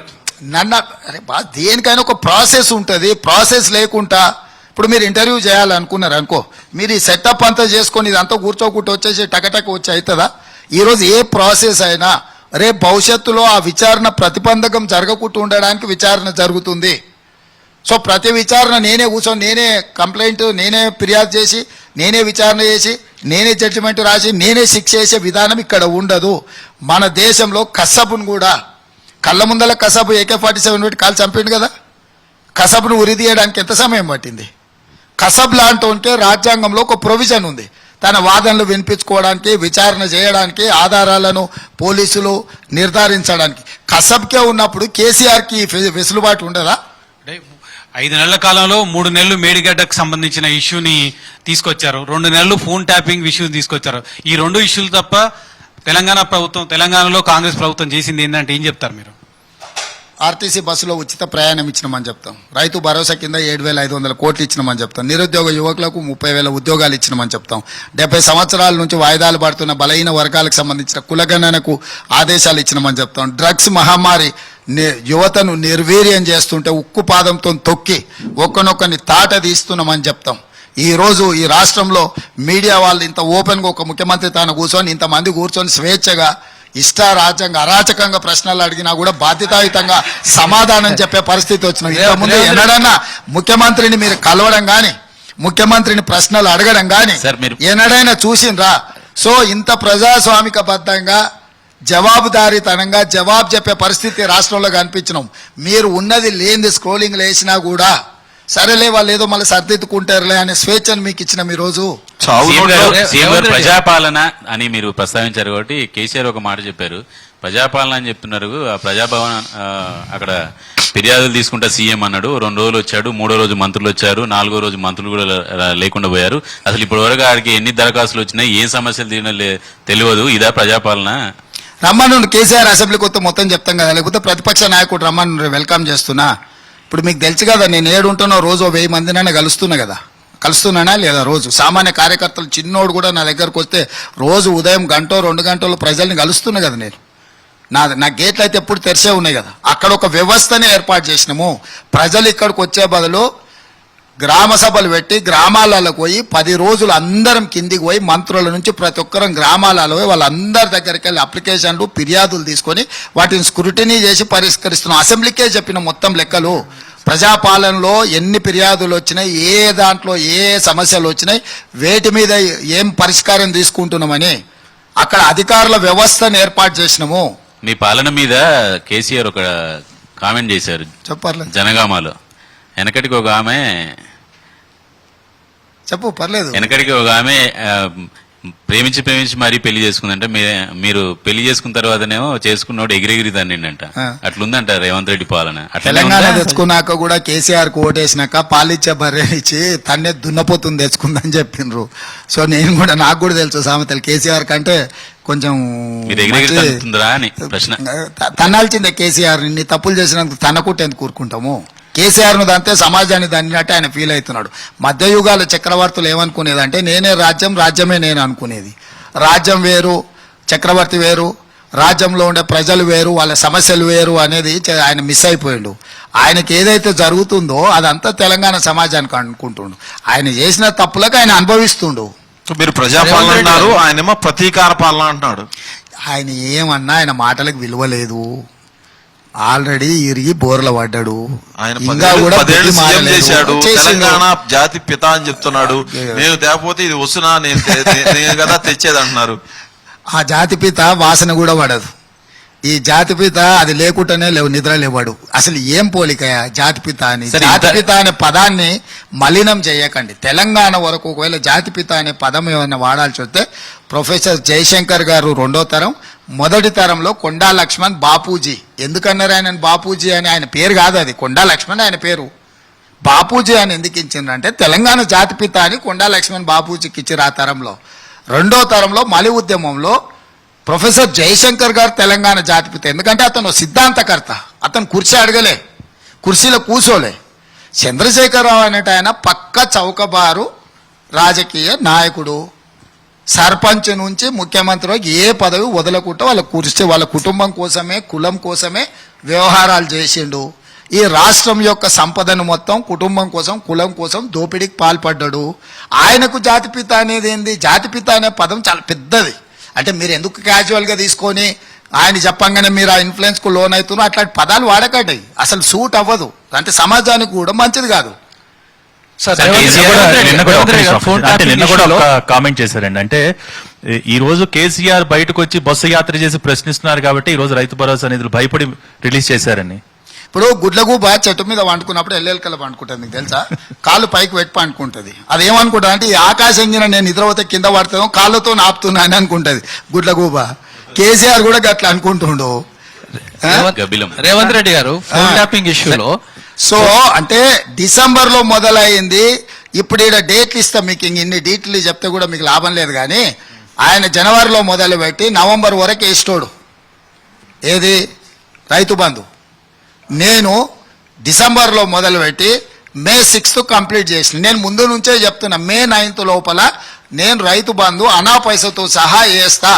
నేను వేసిన తర్వాత అమరవీరుల స్తూపం దగ్గరకు వస్తా కేసీఆర్ ముక్కు నేలకు రాయడానికని నేను సవాల్ ఇసిరిన. 9 తారీఖు పెట్టుకుంటే నేను 6 తారీఖులో వేసిన. నా నిబద్ధత అది. అది ఆయన కొట్లాడిన అంటాడేంది? నేను మొదలుపెట్టింది ఎప్పుడు? డిసెంబర్లో మొదలుపెట్టిన. డిసెంబర్లో మొదటి ఎకరాకి వేసిన నేను. ఎకరము, 2 ఎకరాలు, 3 ఎకరాలు, 4 ఎకరాలు, 5 ఎకరాలు ఇట్లా విడతల వారికి వేసుకుంటూ వచ్చి 5 ఎకరాల నుంచి ఆ పైన ఉన్న వాళ్ళందరూ 4 లక్షలే. ఆ 4 లక్షలకి ఈ నెలలు వేయాలని పెట్టుకున్నాం. ఈ నెల వేసేసినాము. అది ఇక చంద్రశేఖరరావు ఆయన గొప్పతనం కింద రాసుకుంటా అంటే మంచిదే, సంతోషం. ఈ ఎన్నికల్లో కూడా ఆయన గొప్పతనం చూసి 14 సీట్లు కాంగ్రెస్కి ఇచ్చారు అనుకోండి, ఆ గొప్పతనం కూడా ఆయన ఖాతాలనే రాయండి. ఇలా కాంగ్రెస్ 14 గెలవడానికి చంద్రశేఖరరావే కారణమని. సార్, కానీ మీరు కేసీఆర్ పథకాల అంటే విషయంలో ఒంటికాలు సార్ మీద మీరు లేసే రేవంత్ పథకాలు- రెడ్డి, కేసీఆర్ అంటే ఒంటికాల మీద వేసే రేవంత్ రెడ్డి, ఇప్పుడు గబ్బిలంతోడి గుడ్లగూబతో పోల్చే రేవంత్ రెడ్డి ఆయన కాలిరిగి పడితే మాత్రం పోయి హాస్పిటల్కి పోయి పలకరించారు. అసలు మీరు పోవాల్సి వచ్చిందా, పోయారా? ఇప్పుడు చారి గారు, కొన్ని సాంప్రదాయాలు ఉంటాయి, కొన్ని బాధ్యతలు ఉంటాయి. రాష్ట్ర ముఖ్యమంత్రిగా ఒక ప్రధాన ప్రతిపక్ష నాయకుడికి అనుకోని సంఘటన, ప్రమాదం జరిగినప్పుడు అది నా బాధ్యత. అర్ధరాత్రి పూట వారికి గ్రీన్ ఛానల్ మీద అంబులెన్స్ ఇచ్చి హాస్పిటల్కు చేర్చే ఏర్పాటు కూడా ప్రభుత్వమే చేసింది. ప్రతిపక్ష నాయకుడిగా అతనికి ప్రమాదం జరిగినప్పుడు అతన్ని అవసరమైన వైద్యం అందించడమేమో బాధ్యత. ఒక వ్యక్తికి కష్టాలలో ఉన్నప్పుడు పలకరించడం అనేది మానవత్వం. ఈ రెండింటిని నేను ప్రదర్శించిన దాని అర్థం రాజకీయంగా అతనికి ఏదో వెసులుబాటు కల్పిస్తానో, రాజకీయంగా అతను పోన్లే పాపం చూస్తాను కాదు. మానవ సంబంధాలు వేరు, రాజకీయ కార్యక్రమాలు వేరు. మానవ సంబంధాలను పునరుద్ధరించడానికి చంద్రశేఖరరావు గారిని కలిసినా, పరామర్శించినా, దానికి సంబంధించిన వైద్య సహాయము రాష్ట్ర ప్రభుత్వం నుంచి ఏం కావాలని అధికారులను అక్కడ డిప్లాయ్ చేసిన. రేవంత్ రెడ్డిని అసెంబ్లీలోనే చూడొద్దు అనుకున్న కేసీఆర్ ని హాస్పిటల్ పోయి చూస్తే ఆయన రియాక్షన్ ఏంటి? ఆయన ఏమన్నారు? మీ నేను ఎట్లా ఇద్దరి సంభాషణ నేను ఎట్లా చెప్తాను? పరామర్శించినప్పుడు ఏముంటది, క్యాజువల్ డిస్కషన్ ఉంటది. అక్కడ రాజకీయాలు, ఇతర విషయాలు ఏమని చర్చకు అనుకుంటారు రావు అంటారు కదా. మనసులో కేసీఆర్? ఇక ఆయన ఏమనుకున్నాడో, నేను నా దగ్గర మీరు judge చేస్తుంటారు కదా మిషన్ ప్రతిదీ. లేదు, నా దగ్గర మిషన్ ఏదైనా ఉంటే Right. ఈసారి మీరు పథకాల అమలు విషయంలో ఇప్పుడు కొన్ని అమలు చేశారు, మరికొన్ని అమలు చేస్తాము అని హామీలు అమలు చేస్తామంటున్నారు. కానీ మీ మీద నమ్మకం లేదన్న ప్రజలకు మీరు ఎక్కడికి వెళ్తే అక్కడ దేవుళ్ళ మీద ఒట్లేసి చెప్తున్నారు అని ప్రతిపక్షాలు కూడా ఆరోపిస్తున్నాయి. ఆయన మీద నమ్మకం లేదు ముఖ్యమంత్రి గారికి, చేస్తానో లేదు, అందుకే ఎక్కడికి వెళ్తే అక్కడ ఉన్న దేవుళ్ళ మీద ప్రమాణాలు చేసి పబ్లిక్ ని అట్రాక్ట్ చేస్తున్నారు, ఆ విధంగా చెప్తున్నారు, అమలు చేస్తామని అంటున్నారు. ఎందుకు మీరు దేవుళ్ళ మీద ఒట్లు వేసే పరిస్థితి వస్తుంది సార్? ఇప్పుడు మన తెలంగాణ సమాజం నమ్మకానికి, విశ్వాసానికి, ఒట్టుకు చాలా ప్రాధాన్యత ఉంటుంది. అవునా? మనం అప్పుడప్పుడు ఏదైనా సందర్భం వచ్చినప్పుడు అమ్మ మీదనో, దేవుడి మీదనో, ఈ రెండే కదా ప్రధానంగా విశ్వాసం. మన నమ్మకం, వాళ్ళ నమ్మకం. సో ఈరోజు స్పష్టంగా ప్రజలకు మా చిత్తశుద్ధిలో లోపం లేదు. వాళ్ళు ఏదైతే రాజీనామా అన్నాడో దాన్ని సిద్ధం చేసుకోమని మేము చెప్తున్నాము. ఇవాళ 15 ఆగస్టు నాడు అవుతుందా కాదా అనేది వాళ్ళ పంచాయతా, రైతు రుణమాఫీ చేయాలన్నా చేయకూడదు అనేది వాళ్ళ పంచాయతా, లేకపోతే రేవంత్ రెడ్డి ఒట్లేస్తున్నాడు అనేది పంచాయతా. అక్కడ ప్రతిష్టాపన జరగకుండానే, రాములవారి కళ్యాణం జరగకుండానే అయోధ్యలో అక్షింతలు తెచ్చి 15 రోజుల ముందుగాల ఊర్లలో మొత్తం పంచిపెట్టి అక్షింతలు వేయండి అని చెప్పినప్పుడు మీకు ఏ తప్పిదాలు కనిపించలే, ఏ ఆచార వ్యవహారాలు కనిపించలే. గుడి పూర్తి కాకుండానే మధ్యలోనే ప్రారంభోత్సవ కార్యక్రమం చేయడం అని చెప్పి వేద పండితులు బహిష్కరిస్తే ఈరోజు ఈ మాట్లాడేటోళ్ళకి ఎవరికి కనిపించలే. ఇవి ఎవరు ప్రశ్నించరు. ఎందుకంటే వాళ్ళు అడగంగానే మీద పడి కొడతారని వాళ్ళని అడగారు. కాంగ్రెస్ అంటే మోర్ ప్రజాస్వామిక వ్యవస్థ కాబట్టి ఇవన్నీ అడుగుతారు. ఇవాళ వాళ్ళ డౌట్ ఏంది, నేను ఎందుకు దేవుడి మీద ఒట్టేస్తున్నానా, లేకపోతే 15 తారీఖు లోపల చేయలేనా? ఏది వాళ్ళకి ఏం కావాలా? నేను చెప్తున్నా, మీ ద్వారా కూడా చెప్తున్నా, పక్కనే పెద్దమ్మ గుడి ఉంది, పెద్దమ్మ తల్లి మీద ఓటేసి మీకు కూడా చెప్తున్నా, ఖచ్చితంగా 15 ఆగస్టు లోపల రైతులకు రుణమాఫీ చేసి తీరుతా. ఇది నా విశ్వాసం. నేను హిందువును, నేను దేవుడిని నమ్ముతా. నేను నమ్మే దేవుడు ఏ ప్రాంతంలో ఉంటే ఆ దేవుడిని సాక్షిగా పెట్టి నేను చెప్తున్నా. సో వాళ్ళకి నమ్మకం లేదో దేవుళ్ళ మీద, నాకు నమ్మకం ఉంది, నేను విశ్వసిస్తా. అందుకే నాకు నమ్మకమైన దేవుడి మీద, నా విశ్వాసం మీద ఒట్టేసి నేను చెప్తున్నా. నేను రాజీనామా పత్రం తీసుకొని అమరవీరుల స్తూపం దగ్గరకు వచ్చినా సరే ఎవరు స్పందించలేదు, రాలేదని చెప్పి కూడా హరీష్ రావు అంటున్నారు. రాజీనామా పత్రం తీసుకొని వచ్చాను నేను అని చెప్పి ఆ రాజీనామా పత్రం పెద్ద సీసపద్యం ఉంది. రాజీనామా పత్రం అట్లుంటుందా? మీరు పోయి స్పీకర్ గారిని అడుగుంటే రాజీనామా పత్రం ఫార్మేట్ ఇవ్వమను, స్పీకర్ గారు మీకు ఫార్మేట్ ఇస్తాడు. అందులో రాసింది ఏందుంది? ఆయనకు కావాల్సిన పైత్యం అంతా అందులో రాసిండు. అంటే చిత్తశుద్ధి లోపించి, సరే ఏదో మాట్లాడాలి కాబట్టి, ఏదో విమర్శించాలి కాబట్టి ఈ వ్యవహారంతో వాళ్ళకి ఏం రాజకీయంగా ప్రయోజనం ఉండదు. ఎందుకనంటే ఏ ప్రభుత్వం వచ్చినా మొదటి 6 నెలలు, మొదటి సంవత్సరము ప్రజలైనా, ప్రతిపక్షాలైనా, మీడియా సంస్థలైనా కొంత వెసులుబాటు కల్పిస్తాయి. వచ్చిన తెల్లారి నుంచే దిగిపో అనేటోడు అసలు ఏం ప్రతిపక్షము? అసెంబ్లీ అన్ని రోజులు పెడితే చర్చకు రానోడు, ఆయన ఏం ప్రతిపక్ష నాయకుడు? మీకు గడువు ఇద్దామని రాలేదంట సార్ కేసీఆర్. మరి గడువిద్దామన్నప్పుడు మరి ఏమనుకుంటూ ఊరుకోవాలి కదా, చేస్తున్నది చూడాలి కదా. రైట్. ఇప్పుడు గడువిద్దాం అనుకున్నప్పుడు అదే చెప్పాలి, అయ్యా గడువియడం కోసం మరి నల్గొండ పోయి మీటింగ్ ఎందుకు పెట్టిండు? అసెంబ్లీకి రాడు, నల్గొండలో పోయి మీటింగ్ పెడతాడు, ఒక టీవీ ఛానల్ రాసుకోర సాంబిగా అన్నట్టు ఆయన అడుగుడు ఈయన చెప్పుడు 4 గంటలు టీవీ ఛానల్లో కూర్చోవడానికి వస్తుంది కానీ అసెంబ్లీకి రావడానికి ఆయనకు సమయం లేదా? రేవంత్ రెడ్డి గారు ఫోన్ ట్యాపింగ్ ఇష్యూలో ఏదైతే బీఆర్ఎస్ ఒక ఎమ్మెల్సీ పేరు కావచ్చు, లేకుంటే మాజీ సీఎం పేరు కావచ్చు, 2 పేర్లు కూడా రావడం జరిగింది. అయితే పేర్ల వెనకాల కక్ష సాధింపు చర్య ఉందని అనుకోవచ్చా, లేకుంటే మీ వేటలో భాగంగా పేర్లు బయటకు వచ్చాయి అనుకోవచ్చా? రమేష్, ఇంతవరకు ఏం విచారణ జరుగుతుంది, ఎవరు అనేది నా దగ్గర కూడా సమాచారం లేదు. విచారణ కొనసాగుతుంది. అధికారులు ఇంతవరకు నాకు అధికారికంగా ఎలాంటి నివేదిక ఇవ్వలేదు. అధికారులు నివేదిక ఇవ్వకుండా ఎవరెవరు అందులో పాత్రదారులు, సూత్రధారులు, ఏం జరిగిందనేది నేను కూడా చెప్పను. అలా చెప్పడం నా కుర్సీకి, నా హోదాకి సరైనది కాదు. కాబట్టి పూర్తి స్థాయిలో ఎన్నికలు కూడైన తర్వాత ఇప్పటి వరకు జరిగిన విచారణలో ఏం జరిగింది, వాళ్ళు ఏమేం చేసిండ్రు, అందులో ఎవరున్నారు, ఎవరెవరి నెంబర్లను ట్యాప్ చేసిండ్రు అనే వివరాలు మొత్తం పూర్తి నివేదిక తీసుకొని బడ్జెట్ సమావేశాలల్లో శాసనసభ వేదికగా ప్రజలకు చెప్తా. నేను పత్రికా సమావేశాలలోనూ మీడియా మిత్రుల దగ్గరనూ అత్యంత కీలకమైన విషయాలు ప్రస్తావించడం వల్ల ఇది తెలంగాణకు, ప్రజలకు నష్టము. కాబట్టి మీ మీడియాలో వేసుకునే వార్తలు, మీరు చూయించుకునే వీడియోలు, ఇది ప్రభుత్వానికి ఎలాంటి సంబంధం లేదు. అది మీ స్వేచ్ఛ. మీ సోర్స్ ఏందనుకుంటే నేను అడగను, ఎందుకంటే మీకు రకరకాల సోర్స్ ఉంటే మీరు మీ ఇన్ఫర్మేషన్ మీరు టెలికాస్ట్ చేస్తారు. మీ ఇన్ఫర్మేషన్ ఆధారంగా ప్రభుత్వం పనిచేయదు, మీ ఇన్ఫర్మేషన్ ఆధారంగా ప్రభుత్వం స్పందించదు. ఇంతవరకు అధికారుల నుంచి పూర్తి స్థాయి నివేదిక నేను తీసుకోలేదు, నాకు బ్రీఫింగ్ చేయలేదు. మార్చి 17 తర్వాత అధికారుల విచారణలో ఏం తేలిందో ఇంతవరకు అధికారులు నాకు చెప్పలేదు. ఎన్నికల కోడ్ ఉంది కాబట్టి నేను కూడా అడగలేదు. సో బడ్జెట్ సమావేశాలు వచ్చేటప్పటికి ఎన్నికల కోడ్ అయిపోయిన తర్వాత టోటల్గా అసలు ఎక్కడ మొదలైంది, ఎక్కడ ముగిసింది అనేది, ఇంకా భవిష్యత్తులో చేపట్టవలసిన విచారణ ఏదైనా ఉంటే కూడా అధికారులకు పూర్తి స్వేచ్ఛ ఇస్తాను. నేను విచారణ అధికారిని కాదు. విచారణ చేసిన అధికారులు ఇచ్చిన నివేదికను మాత్రమే ప్రజలకు చెప్పగలను. నేను మీ పేపర్లలో, టీవీలలో వచ్చిందాన్ని నేను ఇంతకుముందు టీవీలలో చెప్పిన అజయసాయి తీవ్రవాదులకు సంబంధించింది, నక్సలైట్లకు సంబంధించిన సమాచారం కూడా విధ్వంసం అయిందని వస్తుంది. ఇది ఆందోళనకరము. ఎందుకంటే based on the media speculations నేను రియాక్ట్ అవుతున్నా. సో ఒకవేళ సంపూర్ణమైన సమాచారం నా చేతికి వచ్చినా నేను శాసనసభ వేదికగా ప్రజలకు జవాబుదారీతనంగా చెప్తాను. ఎప్పుడు పడితే అప్పుడు, ఎట్లా పడితే అట్లా నేను మాట్లాడాను, నేను చేయను అట్లాంటి పని. నా తత్వానికి అది విరుద్ధం. నీ ఇష్టం, నువ్వు ఏదనుకుంటావు, నీకేం కోరిక కావాలంటే ఆ కోరిక అనుకో. ఇంతవరకు ఎవరు అందులో ఎవరు లేరో నువ్వే వేసి నువ్వే అడిగితే నేనేం చెప్తా? రమేష్ కోవేళ ఆ కోరిక ఉంటే మంచిది, అట్లనే కానీ. రేవంత్ రెడ్డి గారు ఇప్పుడు ఒక్క నిమిషం, రవి గారు తెలంగాణ అడుగుతారు. భాషకు సంబంధించిన ప్రస్తావన చర్చ జరుగుతుంది. రేవంత్ రెడ్డి ఏంది మెడలో పేగులు వేసుకుంటా అంటున్నాడు, ఇష్టం వచ్చినట్టు మాట్లాడుతున్నాడు. 9 ఏళ్ళు 10 ఏళ్ళు ముఖ్యమంత్రిగా ఉన్న నేను ఏ ఒక్క రోజైనా అట్లా మాట్లాడినా అని కేసీఆర్ చెప్తున్నారు. ఎందుకు సార్ మీరు భాషని ఎందుకు మార్చుకోవట్లేదు? చారి గారు, మీరు కూడా చాలా సంవత్సరాలు టీఆర్ఎస్ బీట్ చూసిరు. ఈ మధ్యలో కూడా కేసీఆర్ గారు ప్రసంగాలు చూసిరు కదా. కుక్కలు నా కొడుకులు అన్నాడా కేసీఆర్ నిన్న మనని ఏదో?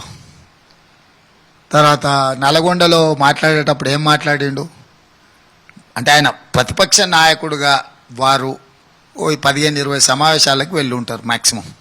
ఆ 15-20 సమావేశాలలో వారు మాట్లాడిన భాషను, వారు వ్యక్తీకరించిన భావాన్ని రెండింటిని ఒక అంచనాకు రండి, చూడండి. ఫస్ట్ చూసిన తర్వాత ఆయన నిజం చెప్తుండా, అబద్ధం చెప్తుండా, వారు ఎందుకు అట్లా మాట్లాడుతున్నారో మీకు అర్థమైంది. మీరేమో ఆయన మానసిక స్థితి బాగలేదు, మాట్లాడుతున్నాడు, మర్చిపోతున్నాడు. అంటే ఆయన ఊహించని ఆశ్చర్యకరమైన సంఘటన జరిగినప్పుడు మనిషి కొంచెం దిగ్భ్రాంతికి లోనవుతాడు కదా. ఏం జరిగింది సార్ షాక్. ఊహించనిది? అధికారం పోవడం, కింద పడడం, బొక్కలు ఇరగడం, ఇవన్నీ కూడా ఆయనకు షాక్ లాంటివి. ఆ షాక్ నుంచి తేరుకోవడానికి సమయం పడుతుంది. తెలంగాణలో ఒక రకమైన భాషను ఒకప్పుడు అసహించుకున్నారు, ఆ భాష వద్దని అనుకున్నారు. ఇటీవల కాలంలో చూస్తే మీరేమో ఒకరిని చీర కట్టుకొని రమ్మంటున్నారు, ఆయనేమో మీరు రాహుల్ గాంధీ చీర కట్టుకొని వెళ్ళాలని చెప్తున్నారు. ఒకరేమో డ్రాయర్ బనీను లంగాల గురించి మాట్లాడతారు. ఏంటి సార్ ఈ భాష? ఎట్లా ఈ తెలంగాణ ప్రజలకు ఈ భాష నుంచి విముక్తి ఉందా లేదా ఇప్పటికైనా? ఇక అది మీరే చేయాలి. అసలు ప్రాబ్లమే మీ దగ్గర ఉంది. మిమ్మల్ని ఎవరినైనా ఒకరిద్దరిని జైలుకు తోలితే కానీ ఇది పరిష్కారం కాదు. ఇట్లా మాట్లాడంగానే వాటిని వేయకుండా బ్యాన్ చేయాలి. అట్లా మాట్లాడేటోళ్ళని చూపించడం ఆపేయాలి.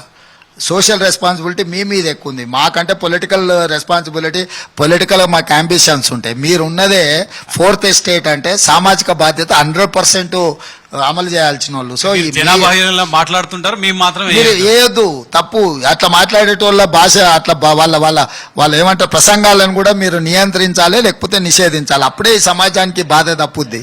రైట్ సార్, రవి గారు. మీ 100 రోజుల పాలన పైన బీఆర్ఎస్ బీజేపీ చేస్తున్న కామెంట్స్ మాత్రమే కాకుండా కొన్ని ప్రజల నుంచి కూడా వ్యక్తం అవుతున్నాయి. ఎన్నికలకు ముందు మీరు ఇచ్చినటువంటి 6 గ్యారెంటీలు ప్రజల్లోకి ఎంత వెళ్ళాయో, మార్పు రావాలంటే కాంగ్రెస్ కావాలి అన్నటువంటి వాళ్ళే ఈరోజు సోషల్ మీడియాలో కానీ బయట కానీ తెగ ప్రచారం చేస్తున్నారు. కాంగ్రెస్ వచ్చింది, కరెంటు పోయిందని, లేకపోతే వ్యవసాయ బావుల వద్ద కూడా మళ్ళీ ట్యాంకర్లు తెచ్చి నీళ్లు పెట్టుకోవాల్సినటువంటి పరిస్థితి ఎదురైందని, ఇదే మీరు చెప్పినటువంటి బస్సు మహిళలకు ఉచిత ఫ్రీలో కూడా మాకు ఫ్రీ ఇవ్వకపోయినా పర్వాలేదు, మేము ప్రశాంతంగా వెళ్లే వాళ్ళం, కానీ ఈ ఫ్రీ తెచ్చి మా మధ్య కొట్లాట పెట్టాడు అని. అంటే మీరు అమలు చేస్తున్న ఈ కొన్నిట్లో కూడా వ్యతిరేకత వ్యక్తమవుతోంది. దానికి నేనేమంటున్నానంటే 100 పనులు చేసినప్పుడు 100లో ఒక సంఘటనను పట్టుకొని అదే 100కు రుద్దాలనే ప్రయత్నం ఎవరైతే చేస్తారో వాళ్ళ తాపత్రయము. మేము డిసెంబర్ 7 నాడు బాధ్యత తీసుకున్నాము, అంటే చలికాలంలో తీసుకున్నాము. కరువు అనే పాపము కేసీఆర్ నుంచి మాకు వారసత్వంగా వచ్చింది. వానాకాలంలో ముఖ్యమంత్రికి ఉన్నది కేసీఆర్ గారు. వారు చేసిన పాపాల వల్ల ఇక్కడ వర్షం కురవలేదు, దాంతో కరువు వచ్చింది. దాంతో శ్రీశైలం కానీ, నాగార్జున సాగర్ కానీ, శ్రీరామ్ సాగర్ కానీ, జూరాల కానీ, భీమా కానీ, నెట్టంపాడు కానీ ఈ ప్రాజెక్టులన్నీ కూడా వట్టిపోయినాయి, ఎండిపోయినాయి. ఎండిపోయిన వాటిని మాకు అప్పచెప్తే కనీసం మేము అన్ని రకాలుగా సమకూర్చి తాగునీళ్ళు అందించడానికి ప్రయత్నం చేస్తున్నాం. కర్ణాటక రాష్ట్రమే కరువు రాష్ట్రంగా డిక్లేర్ చేసిండ్రు. కృష్ణానది జలాలు మహారాష్ట్ర, కర్ణాటక, తెలంగాణ, ఆంధ్రప్రదేశ్ కోవాలి. పైన వర్షాలు పడితే మన రిజర్వాయర్లు నిండుతాయి. సో మేము బాధ్యత తీసుకోకంటే ముందే ఈ కరువు వచ్చేసింది. కానీ ఇవాళ కాంగ్రెస్ వచ్చింది, కరువు వచ్చిందని కేసీఆర్ ఆయన ఎక్కడ లేని దుఃఖాన్నంతా ఆపాదించుకొని ఈరోజు ఏదైతే మాట్లాడుతుండ్రో, మీరందరు జర్నలిస్టులు, మీకు తెలుసు కదా వర్షాలు ఎప్పుడు పడతాయో.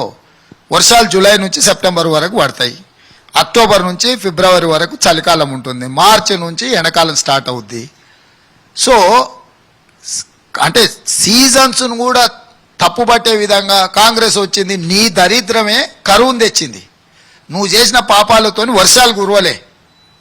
ఈసారి సీజన్లో వర్షాలు వస్తాయో రావో చూద్దాం. మా పరిపాలన మంచిదో చెడ్డదో రేపు వానకాలం మొదలైనాక మా పరిపాలన మీద మీరు ఏందనేది నిర్ణయించండి. కాబట్టి మీరేమో బీఆర్ఎస్ వెన్ను విరిగింది అని అంటున్నారు, కానీ ఒక సభలో మాట్లాడుతూ కేసీఆర్ అంటున్నారు, నారాయణపేట సభలో సీఎం రేవంత్ రెడ్డి మాట్లాడుతుంటే అసలు వణుకుతూ మాట్లాడుతున్నాడు, త్వరలో ఈ ప్రభుత్వం కూడా పోతుంది, తర్వాత మనమే వస్తాం, మరొక తెలంగాణ ఉద్యమాన్ని చూడబోతున్నారు, మీరు ఇప్పుడు కోల్పోయిన పథకాలన్నీ కూడా నేను తిరిగి తీసుకొని వస్తా, నేనున్నా మీకు అనే ధైర్యాన్ని ఇస్తున్నాడు.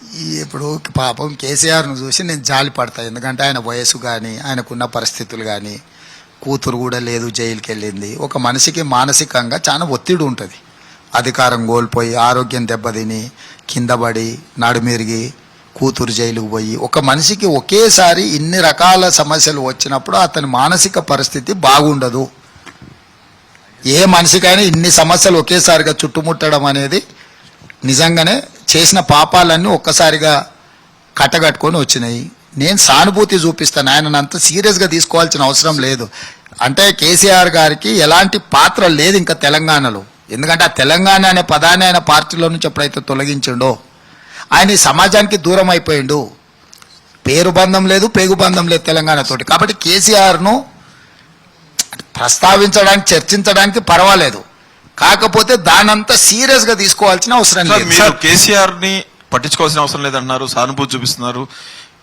కూతురు పెళ్లి రోజున తండ్రిని జైలుకు పంపిస్తే ఆ తండ్రిలో ఉండే కోపం 5 ఏళ్ళు 6 ఏళ్ల తర్వాత సీఎం అయిన తర్వాత కూడా ఉంటుందా పోద్దా? నేనేమంటున్నానంటే సందర్భం వచ్చినప్పుడు, అది గుర్తొచ్చినప్పుడు అతని మానవ లక్షణాలు లేని మృగం అని మనం అనుకుంటాం. కానీ దాన్ని మనసులో పెట్టుకొని ఏదో కక్ష సాధించాలనేది అది ఒక స్థాయి మనుషుల ఆలోచన. నాలాగటి వాళ్లకు ప్రజలు తీర్పిచ్చి కుర్చీ ఇచ్చిందంటే మన వ్యక్తిగతమైన కక్షలు తీర్చుకోవడానికి కాదు, ప్రజా సమస్యలను పరిష్కరించడానికి ఇది ఒక పెద్ద బాధ్యత, గౌరవప్రదమైన కుర్చీ. ఈ కుర్చీ గౌరవం తగ్గకుండా ప్రజల యొక్క బాధ్యతను నెరవేర్చాలన్న ఆలోచననే నాకుంటే తప్ప నన్నేదో ఇబ్బంది పెట్టిండు అనేది వచ్చింది అనుకో. నన్ను ఇబ్బంది పెట్టినందుకు పైన ఒక ఆయన ఉన్నాడు లెక్కలు రాసి ఎప్పటిదప్పుడు బ్యాలెన్స్ షీట్ అప్పచెప్పడానికి. అదే కదా, అట్లాంటివి ఎన్నో పాపాలు చేసి నన్నే కాదు కృష్ణమాదిగని కూడా ఆయన కూతురు పెళ్ళప్పుడు జైల్లో పెట్టిండు. ఇట్లా చాలా మందిని హింసలకు గురి చేసిండు. అవన్నీ కలిసికట్టుగా ప్రకృతే ఇప్పుడు ఆయనకు శిక్ష విధించింది కదా. ఏమో పైన దేవుడు ఉన్నాడు, ఆయన లెక్కలు రాస్తాడు, ఎప్పుడప్పుడు అప్పచెబుతాడు అన్నారు. ఆయన ఏమన్నారంటే చావు నోట్లో తలబెట్టి వచ్చాను, జైలు నాకు ఒక లెక్క అంటున్నారు. ఏమన్నా మీ దగ్గర ఆయన జైలుకు పోవాలని ఎందుకు కోరుకుంటుండు? అసలు ఆయన ఆతృత ఏంది? అంటే మీరు పంపిస్తా అంటారు, డబుల్ బెడ్రూమ్ ఇల్లు కట్టిస్తా అంటారు కదా అని. ఓహో అట్లనా, పర్వాలేదు, కనీసం ఇదన్నా నమ్మిండు నేను చెప్పింది, మిగతా నమ్మతలేడు కదా. సార్ మీరు కక్ష సాధింపు చేయనంటారు, కాళేశ్వరం ప్రాజెక్ట్ ని అలా ఉత్సవ విగ్రహంలా పెట్టి రైతులను ఎందుకు సార్ గోస పెడుతుంది కాంగ్రెస్ ప్రభుత్వం? ఇప్పుడు మీకు నేను అదే చెప్తున్నా. కాళేశ్వరం గురించి కాంగ్రెస్ వాళ్ళకి ఇప్పుడున్న ముఖ్యమంత్రికి తల తోక తొండం ఏది తెలియదంట. అందుకే కదా రాబోయే స్వామి చర్చ పెడతాం, అసెంబ్లీలో మాట్లాడదామని పిలిచినాము. సాగునీటి ప్రాజెక్టుల మీద శ్వేతపత్రం విడుదల చేసినాము. ఈ అపర మేధావి 80,000 పుస్తకాలు చదివిన గొప్ప ప్రపంచ విజ్ఞాన ఘని అసెంబ్లీకి రాకుండా పారిపోయిండు. ఈరోజు నిపుణులను అపాయింట్ చేసినాం. ఇంటర్మ్ రిపోర్ట్ ఏదో ఇచ్చినట్టు NDSA. ఆయనకు గుండుసున్న తెలుసు, నాకు టెక్నికల్గా స్ట్రక్చరల్ ఇంజనీర్స్ ఏం చేయాలా, సాయిల్ టెస్ట్ ఏం చేయాలా అనేది నాకు గుండుసున్ననే తెలుసు. నేనేమో గుండుసున్న తెలుసు అని ఒప్పుకుంటే ఆయన మాత్రం ఏమాత్రం ఒప్పుకోండి, నేను 80,000 పుస్తకాలు చదివినా అంటాడు. అసలు తెలుగులో 80,000 పుస్తకాలు ఉన్నాయా లేవా అంటే క్లాసు పుస్తకాలు కాకుండా సమాజంలో 80,000 పుస్తకాలు ఉన్నాయా లేవా అనేది కూడా ఒక అనుమానమే తెలుగు భాషలో. మీరు తుమ్మిడిహెట్టి దగ్గర ప్రాజెక్టు కట్టాలనుకుంటారు కాబట్టి కాళేశ్వరాన్ని నిర్లక్ష్యం చేస్తున్నారా? ఆయన పిచ్చోడు అని పిచ్చి మాటలు పిచ్చిగా ఏదో మాట్లాడతాడు. మీరు అంత సీరియస్గా తీసుకోండి, లిటరల్లీ మీరు సీరియస్గా తీసుకోకండి ఆయనను. అంటే ఆయన మానసిక పరిస్థితి బాగాలేదు. మళ్ళీ 6 నెలల తర్వాత ఆయన కుదురుకున్నాక సీరియస్ గా తీసుకోరు, కేసీఆర్ ని సీరియస్ గా తీసుకోరు. కేటీఆర్కి ఏమో తెలియదు, కేసీఆర్ కు తెలిసిన పరిస్థితుల మానసిక పరిస్థితి కొంచెం ఇబ్బందికరమైన పరిస్థితిలో ఉండి మాట్లాడుతుండు. కేటీఆర్ అనేటోనికి ఎడ్డోడబ్బా కేటీఆర్, ఎడ్డోడయ్యే 9 ఏళ్ళు మంత్రి అయ్యాడు సార్. ఇక మా నాయన అట్లుంటే ఏదైనా కావచ్చు, ఏముంటది. అయ్యా ఇంకో 5 ఏళ్ళు ఉంటే ఈయన కూడా ఇంకో 5 ఏళ్ళు మంత్రి అవుతుండే. వాళ్ళ అయ్యా ముఖ్యమంత్రి చేద్దాం అనుకోండి, అది కుదరలేదు. ఇప్పుడు తండ్రితోని వచ్చిన కొన్నిటిని మనం ఏం పెద్దగా లెక్కేయాల్సిన అవసరం లేదు. చంద్రశేఖరరావు గారికి అవగాహన ఎక్స్పీరియన్స్ ఉన్నా ఆయన మానసిక పరిస్థితి బాగలేదు. అంటే ఈ సందర్భం ఆయనకి బాగలేదు. నేను దానికోసం చెప్తున్నా. కేసీఆర్కి ఏం తెలియదు, కేసీఆర్కు అవగాహన లేదని అట్లాంటి మాటలు నేను మాట్లాడదలుచుకోలేదు. రెండింటి మధ్యలో క్లియర్గా లైన్ ఉన్నది కేసీఆర్కు కేటీఆర్. సార్ మీరు అధికారంలో వచ్చిన వెంటనే జాబ్ క్యాలెండర్ ప్రకటిస్తా అని చెప్పారు. దాదాపు 5 నెలలు అవుతుంది, ఇప్పటి వరకు జాబ్ క్యాలెండర్ ప్రకటించలేదు. పైగా చూడనట్టు ఆల్రెడీ జాబ్ క్యాలెండర్ ప్రకటించినాం, నోటిఫికేషన్స్ ఇచ్చినాం, 30,000 ఉద్యోగాలు ఇచ్చినాం, మెగా క్వశ్చన్ లోనే లోపం ఉంది. Job calendar already we have announced, you go and see job calendar crystal clear గా. Telangana public service commission chairman official గా జాబ్ క్యాలెండర్ ఇచ్చిండు, నేను ఇవ్వడం కాదు. సార్ డిఎస్సి కావచ్చు, టెట్ కావచ్చు, వీటన్నిటికి కూడా అసలు డబ్బులే తీసుకోము అని చెప్పేసి మీరు చెప్పారు. కానీ ఇప్పుడు ఒక్కొక్క దానికి 1,000 రూపాయల లెక్క 2,000 తీసుకుంటున్నాం, 1,000 కాదు. 1,200 రూపీస్ ప్రాసెసింగ్ ఫీజే కట్టాలి, మిగతాది ఆఫీస్ మేనేజ్మెంట్ కట్టాలి. సో ఒక్కసారి అప్లై చేస్తే అన్నిటికీ అప్లై చేస్తాం, ఏ దానికి ఆ దానికి ఇండివిజువల్గా తీసుకోము. మేము క్రిస్టల్ క్లియర్గా ప్రజలకు చెప్పి దీని అప్లికేషను ప్రాసెస్ వీటిని చేయడానికి అవసరమైన ఖర్చులు మాత్రమే తీసుకుంటున్నాం. ప్రభుత్వం మిగిలించుకోవడానికి తీసుకోవడం లేదు. ప్రభుత్వం ఎవరిది వాళ్ళదే కదా. తెలంగాణ పబ్లిక్ సర్వీస్ కమిషన్ అనేది ఒక అటానమస్ బాడీ. అటానమస్ బాడీకి ప్రభుత్వం నుంచి అవసరమైనప్పుడు కొన్ని నిధులు విడుదల చేస్తాం, వాళ్ళంతటా వాళ్ళు నిర్వహించుకోవాలి. స్వయం ప్రతిపత్తి కలిగిన సంస్థ అది. వాళ్ళకి ఏదైనా అవసరమైనప్పుడు ప్రభుత్వానికి రాస్తారు, మాకు ఇన్ని నిధులు కావాలి అని. అవి విడుదల చేయడమే ప్రభుత్వం యొక్క బాధ్యత. రేవంత్ రెడ్డి గారు హైదరాబాద్ లో కూర్చొని మీరు బీజేపీకి మాస్టర్ స్ట్రోక్ ఇచ్చారు. రిజర్వేషన్లకు సంబంధించి, రాజ్యాంగానికి సంబంధించి ఒక ఎజెండా ఫిక్స్ చేశారు కాంగ్రెస్ పార్టీకి, ఇండియా కూటమికి. నిజానికి బీజేపీ గత 3 సంవత్సరాల కాలంగా బీజేపీ కానీ సంఘ్ పరివార్ కానీ ఈ రిజర్వేషన్ల రద్దు అంశానికి సంబంధించి కానీ లేదా రాజ్యాంగాన్ని మారుస్తామన్న అంశం సంబంధించి కానీ ఈ 3 ఏళ్లలో కూడా ఎక్కడ కూడా ప్రస్తావించినట్లు కనిపించలేదు. మీరేమో రిజర్వేషన్లు రద్దు చేస్తుంది, రాజ్యాంగం మారుస్తుందని దేశవ్యాప్తంగా ఒక ఎజెండాను ఫిక్స్ చేశారు.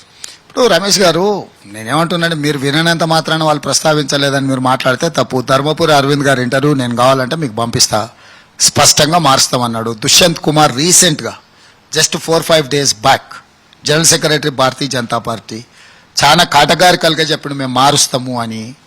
భారతీయ జనతా పార్టీ మొదటి నుంచి ఈ విషయంలో నిర్దిష్టంగా ఇప్పుడు కాదు, నేను ఆధారాలే బయటపెట్టిన ఫిబ్రవరి 21, 2000 సంవత్సరంలోనే రాష్ట్రపతి ప్రసంగంలో పెట్టడమే కాకుండా జస్టిస్ వెంకటాచలయ్య కమిషన్ అపాయింట్ చేసిన రాజ్యాంగాన్ని మార్చడానికి. ఇదే కాకుండా 1881 అంటే బ్రిటిషర్స్ ఉన్నప్పుడు 140 సంవత్సరాల క్రితం జనాభా లెక్కలు వేయడం అనేది మొదలైంది.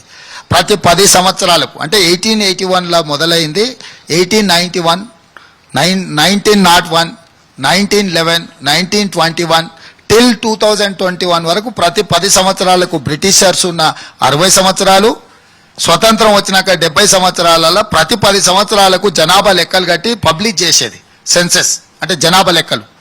2021 నరేంద్ర మోడీ గారు వచ్చిన తర్వాత జనాభా లెక్కలే పెట్టలేదు. ఎందుకు జనాభా లెక్క పెట్టలేదంటే బీజేపీ సమాధానం చెప్పదు. జనాభాతో పాటు కులగణన చేయండి అంటే సమాధానం చెప్పరు.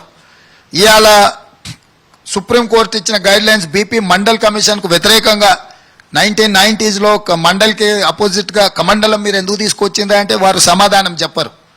మీ మంత్రులు, మీ ప్రధాన మంత్రులు 2015-17లో Anant Kumar Hegde union cabinet minister from Karnataka has said categorical yes మేము రాజ్యాంగాన్ని మారుస్తున్నాం వచ్చింది అందుకని.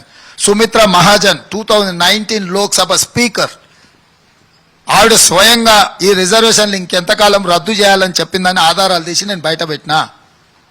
ఈరోజు వాళ్ళు స్పష్టంగా వాళ్ళ ఎజెండాలో ఏవేవైతే ఆర్ఎస్ఎస్ ఎజెండాలో ఏమైతే ఉండేనో 3 తలాక్ కావచ్చు, 370 ఆర్టికల్ కావచ్చు, సిటిజన్ అమెండ్మెంట్ యాక్ట్ కావచ్చు, లేకపోతే యూనిఫామ్ సివిల్ కోడ్ కావచ్చు, ఇవన్నీ అయిపోయినాయి. చివరగా రాజ్యాంగాన్ని మార్చేది, రిజర్వేషన్లు రద్దు చేసేది రెండే మిగిలినాయి. సో ఆ రెండింటిని కూడా వాళ్ళు 100% పెడతారు, 100% చేస్తారు. ఇవన్నీ ఆధారాలు, ఇవన్నీ ఫుడ్ స్టెప్స్ అని నేను చూపిస్తున్నా. ఒకవైపు మోహన్ భగవత్ మీ కమెంట్ కు వివరణ ఇచ్చారు, ఇంకొక వైపు నరేంద్ర మోడీ గారు ఇచ్చారు, అమిత్ షా గారు ఇచ్చారు.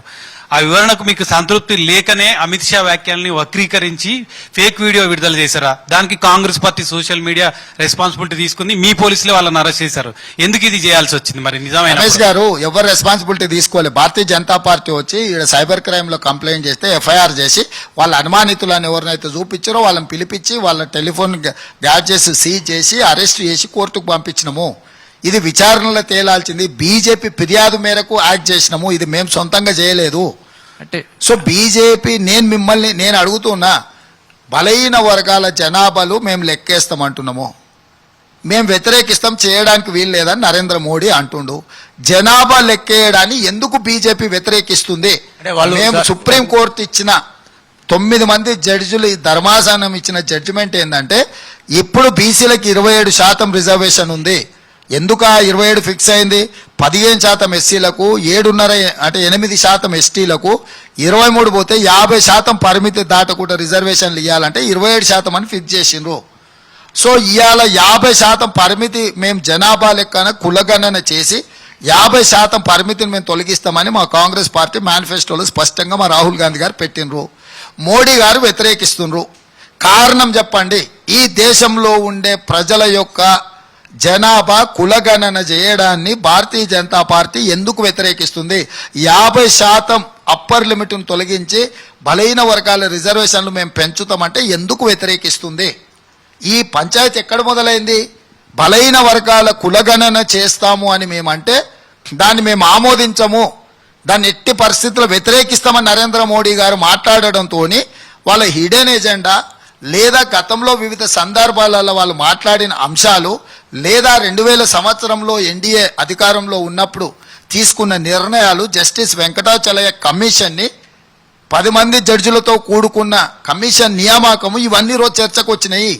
మేము క్యాజువల్గా పొలిటికల్ రిటారిక్ స్టేట్మెంట్ స్పీచ్ ఇస్తే వాళ్ళు స్పందించాల్సిన అవసరమే లేదు. ఎందుకు ఇంతమంది ఒక మారుమూలను ఉండే తెలంగాణ రాష్ట్రంలో 100 రోజుల క్రితమే ముఖ్యమంత్రి అయిన వ్యక్తి ఒక అంశాన్ని ప్రస్తావిస్తే భారతదేశ ప్రధానమంత్రి, హోంమంత్రి, ఆర్ఎస్ఎస్ చీఫ్ దేశమంతా కదిలొచ్చి ఎందుకు తెలంగాణ దేశం మొత్తం వివరణ ఇస్తుండ్రు అంటే వాళ్ళు వేసుకున్న ప్రణాళికను మనం బయటపెట్టినాం కాబట్టి అందులో నుంచి బయటపడడానికి వాళ్ళు వివరణ ఇచ్చుకునే ప్రయత్నం చేస్తుండ్రు. మా మీద పెట్టిన కేసులు కూడా ఎంహెచ్ఏ కంప్లైంట్ చేసింది. రమేష్, నేను నిన్ను అడుగుతున్నాను, అమిత్ షా గారు ఒక రాజకీయ పార్టీ ప్రతినిధి, ఎన్నికల కోడ్ వచ్చింది, ఇప్పుడు వాళ్ళు మంత్రులు కాదు, మేము మా బాధ్యత లేదు, వాళ్ళదన్న రద్దయిన గవర్నమెంట్, నాది కంటిన్యూస్ గోయింగ్ గవర్నమెంట్. ఎంహెచ్ఏ పోయి ఫిర్యాదు, మినిస్ట్రీ ఆఫ్ హోమ్ అఫేర్స్ నా మీద కంప్లైంట్ పెట్టింది. అసలు అమిత్ షా గారి మీద ఆరోపణ చేస్తే ఎంహెచ్ఏకి ఏం రోల్ ఉంది? పెడితే బీజేపీ పెట్టాలి, లేకపోతే ఒక సివిలియన్ ఎవరైనా పెట్టవచ్చు. ఒక ప్రభుత్వము డైరెక్ట్ పోయి ఫిర్యాదు చేసి ఎఫ్ఐఆర్ చేసి ఢిల్లీ పోలీసులు 200-300 మంది వచ్చి ఇక్కడ కూర్చొని ముఖ్యమంత్రి నువ్వు రావాల్సిందే అని పిలుస్తున్నారంటే law and order state subject strictly. మీ ద్వారా తెలంగాణ సమాజానికి మేధావులకు నేను చెప్పదలుచుకున్నా, శాంతి భద్రతల సమస్య రాష్ట్ర ప్రభుత్వ పరిధిలోది, కేంద్ర ప్రభుత్వానికి ఎక్కడ పాత్ర లేదు. కానీ కేంద్ర ప్రభుత్వం కింద national NCT Delhi, national capital territory, అక్కడ home and urban development central minister దగ్గర ఉంటాయి, అంటే దేశ రాజధాని కాబట్టి. దాన్ని అడ్డం పెట్టుకొని అమిత్ షా గారి కింద ఉండే శాఖ ఫిర్యాదు చేసి దాని మీద ఎఫ్ఐఆర్ చేసి నాన్ బెయిలబుల్ సెక్షన్స్ పెట్టి 100 మంది పోలీసులను ఇక్కడికి పంపించి, ఇక్కడ పోలీసులు రావడం తప్పు పడతలేం. ఇతర రాష్ట్రాల పోలీసులు ఎవ్వరు పక్క రాష్ట్రానికి పోయినప్పుడు ఆ డీజీపీకి ఫిర్యాదు చేసి, ఆ లోకల్ కమిషనర్కి ఫిర్యాదు చేసి ఫలానా కంప్లైంట్ మా దగ్గర ఉంది, ఫలానా వాళ్ళ మీద మాకు అనుమానం ఉంది, వాళ్ళని మేము అరెస్టు చేయడానికో ఈ కారణం చేత వచ్చిన లోకల్ పోలీస్ సపోర్ట్ తీసుకోవాలి. కానీ ఢిల్లీ పోలీసులు లోకల్ పోలీసుకు తెలవకుండానే అర్ధరాత్రి పూట పోయి ఇండ్ల మీద పడి నన్ను రమ్మనంటే నా అడ్వకేట్ పోయి ఢిల్లీలో ఆఫీసర్కు రిప్రజెంటేషన్ ఇస్తే అతను చాలా అంటే చాలా దుర్మార్గంగా మాట్లాడిండు. ఇంకా నేను భాష ఎక్కువ వాడదలుచుకోలేదు. అంటే ఇట్లా బెదిరించి ఇట్లా ఆధిపత్యం చెలాయించాలనుకుంటే ఒక రాష్ట్రం యొక్క హక్కులను కాల రాస్తుంటే ఒక రాష్ట్ర ప్రభుత్వం మీదనే, ఇది రేవంత్ రెడ్డి మీద కాదు, ముఖ్యమంత్రికి నోటీస్ ఇచ్చిండ్రు. ముఖ్యమంత్రి వాళ్ళు నేను ఉండొచ్చు, రేపు ఇంకోరు ఉండొచ్చు. ఒక ముఖ్యమంత్రిని ఏదో ఒక ఎఫ్ఐఆర్ ఢిల్లీలో వేసిన నువ్వు వస్తావా రాదా అని హుకుం జారీ చేయడం అంటే అసలు రాజ్యాంగం మీద దాడి జరుగుతుంది. ఎందుకు చంద్రశేఖరరావు ఇది తప్పంటలేడు? తెలంగాణ హక్కుల కోసం ప్రాణాలు ఇచ్చేటోడు, పులి నోట్ల తలకాయ పెట్టినోడు, ఇదెక్కడి న్యాయం అని ఎందుకు మాట్లాడతలేడు? అంటే మీరు భయపడ్డట్టే అవుతుందా? గతంలో కాంగ్రెస్ ప్రభుత్వాన్ని కూల్చడానికి ప్రయత్నం చేస్తున్నారు. ఈ కేసుల వ్యవహారం చూస్తుంటే, ఈ కాన్సిక్వెన్సెస్ అన్ని చూస్తుంటే ఖచ్చితంగా ఏదో చేయబోతుంది బీజేపీ అనేది. ఏమన్నా వాటిమే ఏదైనా ఎదుర్కొంటాము. ఈడెవ్వడు ఆసామాసిగా లేడు, అల్లాటప్పగా రాలేదు, అయ్య పేరో ఎవడి పేరో చెప్పుకొని కుర్చీలో కూర్చోలే. ఎవరిడ అంతా వదిలేసి గాలికి వదిలేసి వ్యవహారం చేస్తామని అనుకోకండి. మేము కొన్ని సాంప్రదాయాలను పాటించదలుచుకున్నాము. ప్రభుత్వ రంగ వ్యవస్థల్ని, రాజ్యాంగబద్ధ సంస్థల్ని గౌరవించదలుచుకున్నాము. నేను నిబద్ధతతోని పనిచేయదలుచుకున్నా. కాబట్టి వాళ్ళకేమైనా కోరికలు ఉన్నా, వాళ్ళు ఏమైనా చేయాలనుకున్నా లెట్ దెమ్ ట్రై. జరిగే పరిణామాలు మీరు చూస్తారు, వాళ్ళు చూస్తారు. పదే పదే ఎందుకు సార్ ఇలాంటి ప్రస్తావన వస్తుంది? వీడియోని- రేవంత్ గవర్నమెంట్ ఎక్కువ రోజులు ఉండదు అని కేసీఆర్ అంటాడు. సీఎం గా రేవంత్ రెడ్డి ఇంకో పార్లమెంట్ ఎన్నికల తర్వాత ఇక్కడ ప్రభుత్వం ఉండదని బీజేపీ నేతలు అంటారు. ఎందుకు మిమ్మల్ని మీకున్న ధైర్యాన్ని సడలింపజేయడానికి చేస్తారా? వాళ్ళ వ్యూహం ఎత్తుగడ ఏమైనా ఉందనుకుంటున్నారా? దీంట్లో వ్యూహం ఎత్తుగడ కంటే కూడా వాళ్ళకు ఒక రకమైన భయము, స్వార్థము ఇవి ఎక్కువ ఉన్నాయి. ఎందుకనంటే రేవంత్ రెడ్డి ఉంటే ఇటు సీట్లు గెలవలేము, ఎన్నికలను ఎదుర్కోలేము. కాబట్టి రేవంత్ రెడ్డిని భయపెట్టాలనేది ఒక ప్రయత్నము. రెండోది, ఇద్దరు దురాశ పరులు గుమిగూడినరు. దురాశతోనే అన్ని సమస్యలకు పరిష్కారాలు దొరకవు కదా. ప్రజలు ఎన్నుకున్నారు, స్పష్టమైన మెజారిటీ ఇచ్చిండ్రు. ప్రజాస్వామ్యంలో ఏం చేయాలి? ప్రతిపక్షంలో ఉండి ప్రభుత్వం తీసుకునే నిర్ణయాల మీద సలహాలు ఇవ్వాలి, సూచనలు ఇవ్వాలి, అవసరమైతే నిరసన తెలపాలి, ధర్నాలు చేయాలి, రాస్తా రోకో చేయాలి, ఆమరణ నిరాహార దీక్ష చేయాలి. ప్రజల తరఫున 100 మంది ఎమ్మెల్యేలు ఉన్న మా ప్రభుత్వాన్ని కూల్చడానికి బీజేపీ ప్రయత్నం చేసింది. బొటాబోటీ మెజారిటీతో ఉన్న రేవంత్ ప్రభుత్వాన్ని బీజేపీ కూల్చకుండా ఉంటుందా అని కేసీఆర్ వాళ్ళు కూల్చాలనుకున్నప్పుడు ఈయన పోయి సహకరిస్తేనే కదా. ఈయన సహకరించకుండా వాళ్ళ ఎక్కడికి కొత్తగా సృష్టిస్తారా? లేత్ మిషన్కి ఇచ్చి తయారు చేసుకొని వస్తారా? ఇప్పుడు ఈయన దగ్గర నెంబర్ ఉంది కాబట్టి ఈయన వాళ్ళతో గూడుపుటాని చేస్తుండు కాబట్టే కదా ఇవన్నీ చర్చలు వస్తున్నాయి. ఈయన నిజంగానే నిబద్ధతతోని, చిత్తశుద్ధితోని తెలంగాణలో ప్రజాస్వామ్యం బతికుండాలి, ప్రతిపక్ష పాత్ర పోషించాలని చంద్రశేఖరరావు గారు ఒకవేళ అనుకుంటే భారతీయ జనతా పార్టీకి అవకాశం ఎక్కడిది? మీరిద్దరు తోడు దొంగలై గూడు పుటాని చేసి కుట్రలు చేసి ఆ కుట్రలతోని ఇక్కడ ఉన్న ప్రభుత్వాన్ని కూల్చాలనుకున్నప్పుడు ఇవన్నీ చర్చకు వస్తాయి. సరే, పార్లమెంట్ ఎన్నికలు జరుగుతుంటే ఒకవైపు మీరు బీఆర్ఎస్ ఏమో బలహీనమైనటువంటి అభ్యర్థిని పెట్టింది బీజేపీని గెలిపించడానికి అంటారు. బీజేపీ ఏమో టీఆర్ఎస్ కాంగ్రెస్ ని గెలిపించే ప్రయత్నం చేస్తుంది, అందుకే బలమైన. అసలు రాజకీయ పార్టీలో బలమైన అభ్యర్థి, బలహీనమైనటువంటి అభ్యర్థి ఇట్లాంటివి ఉంటాయి సార్? డెఫినెట్ గా ఎక్స్పీరియన్స్ కౌంట్స్. ఇప్పుడు జర్నలిస్ట్ని సీనియర్ జర్నలిస్ట్ అంటారు, లేకపోతే చాలా అనుభవజ్ఞుడు అంటారు. ఎందుకు? ఆ ఫీల్డ్లో వాళ్ళకున్న ఎక్స్పీరియన్స్ కౌంట్స్. కానీ సీఎం గారు అమిత్ షా- మీ మీద ఒక అమిత్ షా అనుబంధం మార్పింగ్ క్వశ్చన్ వీడియో ఏంటంటే మీ మీద serious allegation BJP firebrand ఉన్న ప్రాంతాల్లో ప్రధానంగా సికింద్రాబాద్, కరీంనగర్, మల్కాజ్గిరి, చేవెళ్ల, మెదక్, నిజామాబాద్ లో కాంగ్రెస్ కావాలని డమ్మీ అభ్యర్థులను పెట్టారు అని బీఆర్ఎస్ ఆరోపిస్తుంది. డమ్మీ అభ్యర్థులను పెట్టి బీజేపీ అభ్యర్థులను గెలిపించడానికి అంతర్గతంగా రేవంత్ రెడ్డి కుట్ర చేశారు. రమేష్, నేను అడుగుతాను, నువ్వు ఆల్మోస్ట్ 25 years జర్నలిస్ట్ గా పనిచేస్తున్నావు కదా, 30 years అంటే 25 ప్లస్ కదా. Danam Nagender అనేట non serious candidate, 6 సార్లు ఎమ్మెల్యే అయ్యాను, మంత్రిగా చేసి non serious. You tell me. మా మల్కాజ్గిరి సునీత మహేందర్ రెడ్డి 6 సార్లు ఎమ్మెల్యే, మంత్రి, ఎమ్మెల్సీ. ఆవిడ 3 సార్లు జిల్లా పరిషత్ చైర్పర్సన్ కంబైన్డ్ రంగారెడ్డి. చేవెళ్లలో పెట్టాల్సిన వాళ్ళు మల్కాజ్గిరిలో పెట్టారు. ఎవడే చెప్పింది? చేవెళ్లలో రంజిత్ రెడ్డి అంటూ సిట్టింగ్ ఎంపీని పెట్టినాం. మా పార్టీ టికెట్లు కూడా వాళ్ళే డిసైడ్ చేస్తారా? మా పార్టీ టికెట్లు కూడా వాళ్ళే. జహీరాబాద్ లో మేము సురేష్ షట్కార్ను పెట్టినాము, ఆయన ఎన్నిసార్లు ఎమ్మెల్యే, ఎన్నిసార్లు ఎంపీ. అంటే ఆరోపణ కూడా అర్థం పర్థం ఉండాలి. అంటే ఇప్పుడు నువ్వు నీ ఎక్స్పీరియన్స్ తోని నువ్వు వాళ్ళ మేము ఇచ్చిన అభ్యర్థులను, కాంగ్రెస్కి అందుబాటులో ఉన్న నాయకులను లిస్ట్ అవుట్ చేయి. ఒక పార్లమెంటులో ఒక అభ్యర్థిని నిర్ణయించేటప్పుడు ఆ పార్లమెంటు పరిధిలో రాజకీయ నాయకుల యొక్క, మా పార్టీలో ఉండే చాలా మంది నాయకులు ఎమ్మెల్యేలై మంత్రులు అయినరు.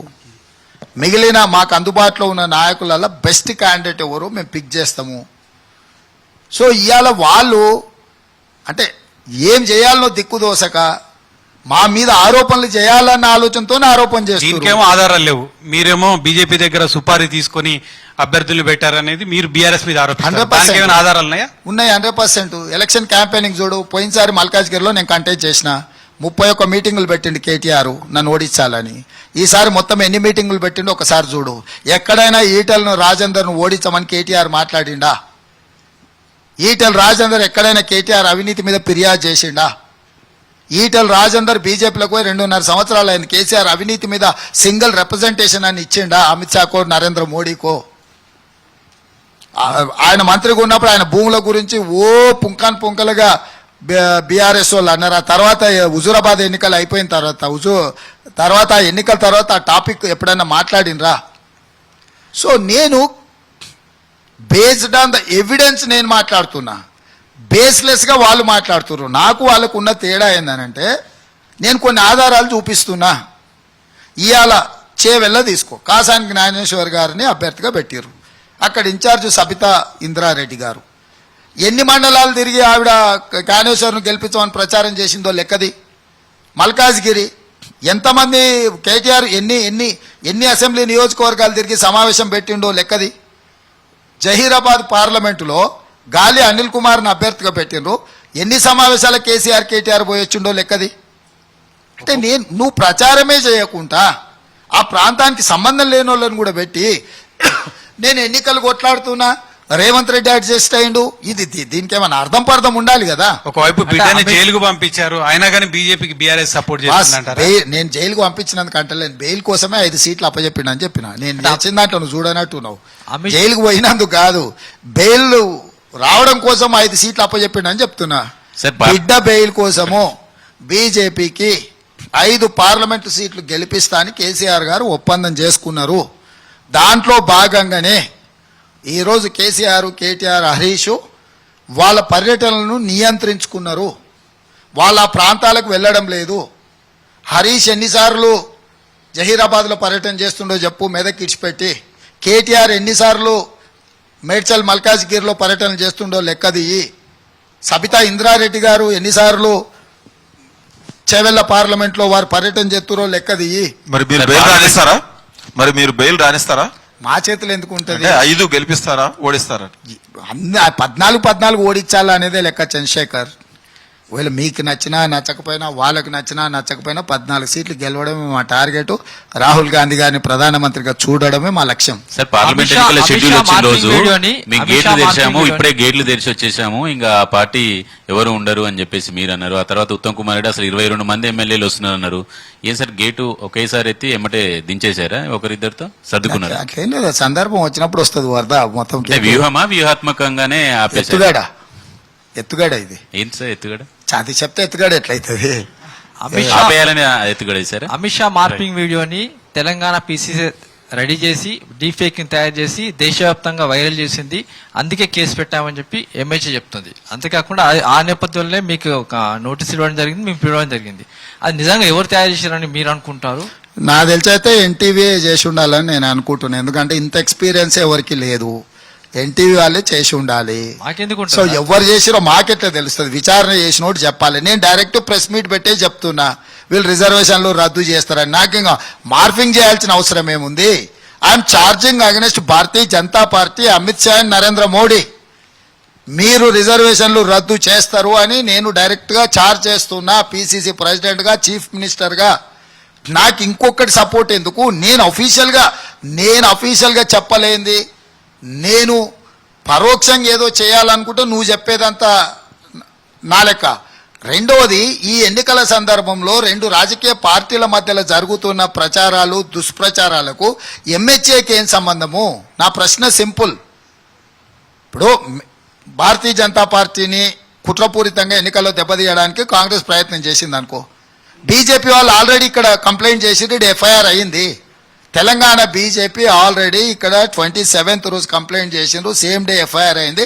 28th రోజు ఈడ ప్రాసెస్ అంతా చేశారు. 29th ఎంహెచ్ఏ పోయి కంప్లైంట్ చేయాల్సిన అవసరం ఏమొచ్చింది? ఎంహెచ్ఏ ఎందుకు ఇందులోకి వస్తుందని అడుగుతున్నా. నా సింపుల్, నువ్వు ఎందుకు కంప్లైంట్ చేస్తున్నావు అని అంటలేను. బీజేపీ ఢిల్లీ శాఖ పోయి కంప్లైంట్ చేస్తే నాకు అభ్యంతరం లేదు. కేంద్ర ప్రభుత్వమే వచ్చి ఫిర్యాదు చేయడం అని అంటే ప్రభుత్వానికి ఎన్నికల్లో రాజకీయ ఎజెండాలకి ఏం సంబంధము? ఇప్పుడు రాహుల్ గాంధీ గారు హిందువుల ఆస్తులన్నీ గుంజుకుంటాడు, హిందూ మహిళల మెడలో ఉన్న తాలి పుస్తలు కూడా గుంజుకొని ముస్లింలకు పంచిపెడతాడని దేశ ప్రధానమంత్రి అన్నాడు. ఇది రెండు మతాల మధ్యలో ఒక విద్వేషం రెచ్చగొట్టే ప్రసంగము. దీని మీద ఎంహెచ్ఏ ఎందుకు ఫిర్యాదు చేయలేదు? అంటే ఎక్కడైనా ఈ దేశంలో తండ్రి ఆస్తి కొడుకుకి ఇవ్వాలన్నా విరాసత్ ఇవ్వాలి, అన్న తమ్ముడు ఆస్తులు పంచుకోవాలంటే కూడా పంపకాలు జరగాలి, దానికి చట్టబద్ధంగా ఉండాలి. భార్య ఆస్తి అనుకోకుండా భర్త వాడుకుంటే కూడా మళ్ళీ తిరిగి చెల్లించాలని కోర్టులు తీర్పిచ్చినాయి. ఇంత స్పష్టంగా ప్రైవేట్ ఆస్తులకు చట్టబద్ధత రక్షణ కల్పించినప్పుడు ఇతరుల ఆస్తులు రాహుల్ గాంధీ గారు గుంజుకొని వేరే వాళ్ళకి ఇస్తాడని, నరేంద్ర మోడీ గారు తాలి పుస్తలు కూడా గుంజుకొని ఇస్తాడని ఇట్లాంటి చౌకబారు ఆరోపణలు నరేంద్ర మోడీ గారు చేస్తున్నప్పుడు ఈ సంస్థలన్నీ ఎక్కడ నిద్రపోయినాయి? ఏం చెప్పదలుచుకున్నారు? మీరేం అడగదలుచుకున్నారు? మీరేం చెప్పదలుచుకున్నారు? సార్, అధికారుల్లో చాలా మంది కోవట్లు ఉన్నారు అని చెప్పేసి మీరు ఆరోపించారు. అదేవిధంగా నేతల్లో కూడా కోవట్లు ఉన్నారు అని చెప్పేసి ఆరోపించారు. ఇప్పటికీ బీఆర్ఎస్ కోవట్లు ఎవరన్నా గుర్తించారా? అధికారుల మీద ఏమన్నా మీకు ఆ గుర్తింపు ఏమన్నా? ఇప్పుడు గుర్తించినా చెప్పాం కదా, ఇది పరిపాలనకు సంబంధించిన విషయం. నేతల్లో కూడా కోవట్లు ఉన్నారన్నారు. తెలియదు, ఇక బీఆర్ఎస్ లో ఎవరెవరు ఉన్నారో మా వాళ్ళ దగ్గర సమాచారం. ఎన్నికల ప్రచారంలో చెప్పారు సార్, వడ్డీతో సహా తేల్చేస్తామని చెప్పేసి. చెప్పు, ఇప్పుడు ఎవరైతే తప్పులు చేస్తారో అధికారుల మీద ఇరిగేషన్ శాఖలో ఈఎన్సీని అప్పటిదాకా కొనసాగించారు, ఆ తర్వాత రిజైన్ చేయమన్నారు. ఇప్పటికి నవీన్ మిట్టల్, ఆయన మీద ఆరోపణలు ఉన్నాయి. ఇంకా మీకు పేర్లు మీకు కొత్తగా చెప్పాల్సిన అవసరం లేదండి. చెప్పండి, నీ దగ్గర ఏముందో సమాచారం. నవీన్ మిట్టల్ నీకేం పంచాయతీ ఉందో ఒకసారి తెలుసుకొని నన్ను తెలుసుకుంటా కదా. మీ పంచాయతీని నేను గుర్తు చేస్తున్నా. నా పంచాయతీని కాదు బాస్, నేను అధికారుల మీద ఎవరెవరైతే ఉన్నారో వాళ్ళందరినీ వస్తానే బదిలీ చేసినాము. మీరు ఒక్కటే గుర్తు పెట్టుకోండి, ఎవరినైనా నేను అందుకే కసబ్ ఉదాహరణ చెప్పిన. కసబ్ కంటే కషాయుడు ఎవరు లేడు కదా. కసబ్ను శిక్షించాలంటే కూడా రాజ్యాంగం ప్రకారం విచారణ జరగాలి, విచారణ తర్వాతనే శిక్షించాలి. ఇక్కడ అధికారులను బదిలీ చేయడం అనేది ముఖ్యమంత్రి విచక్షణ అధికారం. కానీ అధికారులను శిక్షించాలంటే చట్టబద్ధంగా విచారణ జరగాలి. విచారణ జరగకుండా నచ్చితే నజరానా లేకపోతే జుర్మానా అనే విధానం ఆ ప్రభుత్వంలో ఉండదు. సార్, మీ ధరణిలో కేసీఆర్ కుటుంబం అంతా భూములని లాక్కున్నది, చాలా భూములు రద్దు చేసినాం. నువ్వు చూస్తలేనా? కాదు, ఆ దానికి కేసీఆర్ హయాంలో ఉన్నటువంటి నవీన్ మిట్టల్ని కొనసాగిస్తున్నారు. అట్లా ఆర్థిక దోపిడీ అంతా జరిగింది, కాంట్రాక్టులకు దోచిపెట్టిన ఆర్థిక శాఖలో సెక్రటరీలు వాళ్ళే ఉన్నారు. సెక్రటరీ లేడా? సెలవు మీద పోయిన చాలా రోజులు అయింది, నీకు తెలియనట్టుంది. కొంచెం అవుట్డేటెడ్ అవును. నువ్వు ఒకవేళ అవుట్డేటెడ్ ఉంటే ఇరిగేషన్ సెక్రటరీ మారిపోయిండు, వీళ్ళు మారిపోయిండ్రు, ఫైనాన్స్ సెక్రటరీలు మారిపోయిండ్రు, మొత్తం సీఎంఓ మొత్తం మారిపోయింది. చాలా జిల్లాల కలెక్టర్లు కీలకమైన భూములు ఉన్న దగ్గర మారిపోయినరు. ఆల్రెడీ వాళ్ళు కొల్లగొట్టిన భూములను అన్నిటిని కూడా ప్రభుత్వం వెనక్కి తీసుకోవడం ప్రాసెస్ కూడా మొదలు. అన్ని ఒకటే రోజు చేస్తే మిగతా 5 ఏళ్ళు ప్రభుత్వం నడపాల్సిన పని లేదా? శిష్యుడు కోసం చంద్రబాబు నాయుడు తెలంగాణలో పోటీ పెట్టకుండా టీడీపీని విరమింపజేశారు. ఇప్పుడు గురువు గారు అక్కడ పోటీ చేస్తా ఉన్నారు, శిష్యుడు సహకారం ఏమన్నా వాడే అందిస్తున్నారా? బుర్రలేనివాడు మాట్లాడేది. శిష్యుడు ఎవరు, గురువు ఎవరు? నేను సహచరుని అని చెప్పిన వాడు బుద్ధి లేని గాడిద కొడుకు శిష్యుడు గురువు అని మాట్లాడితే బుడ్డి మీద పెడితే అంత. ఆయన చంద్రబాబు నాయుడు గారు పార్టీ అధ్యక్షుడు. ఆయన నేను ఎమ్మెల్సీగా ఇండిపెండెంట్గా గెలిచి నేను ఆ పార్టీలకు పోయినా. నేను సహచరుణ్ణి. వారంటే అపారమైన గౌరవం ఉంది. ఇప్పుడు కూడా చెప్తున్నా.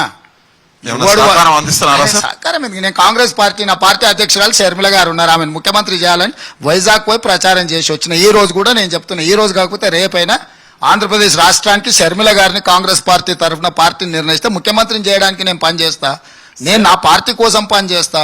ఏ సార్, నార్త్ ఇండియా లీడర్స్ సాధారణంగా సౌత్ ఇండియాకి వచ్చి ప్రచారం చేస్తారు. ఇప్పుడేమో మీరు నేషనల్ ఎజెండా ఫిక్స్ చేసిపోయారు.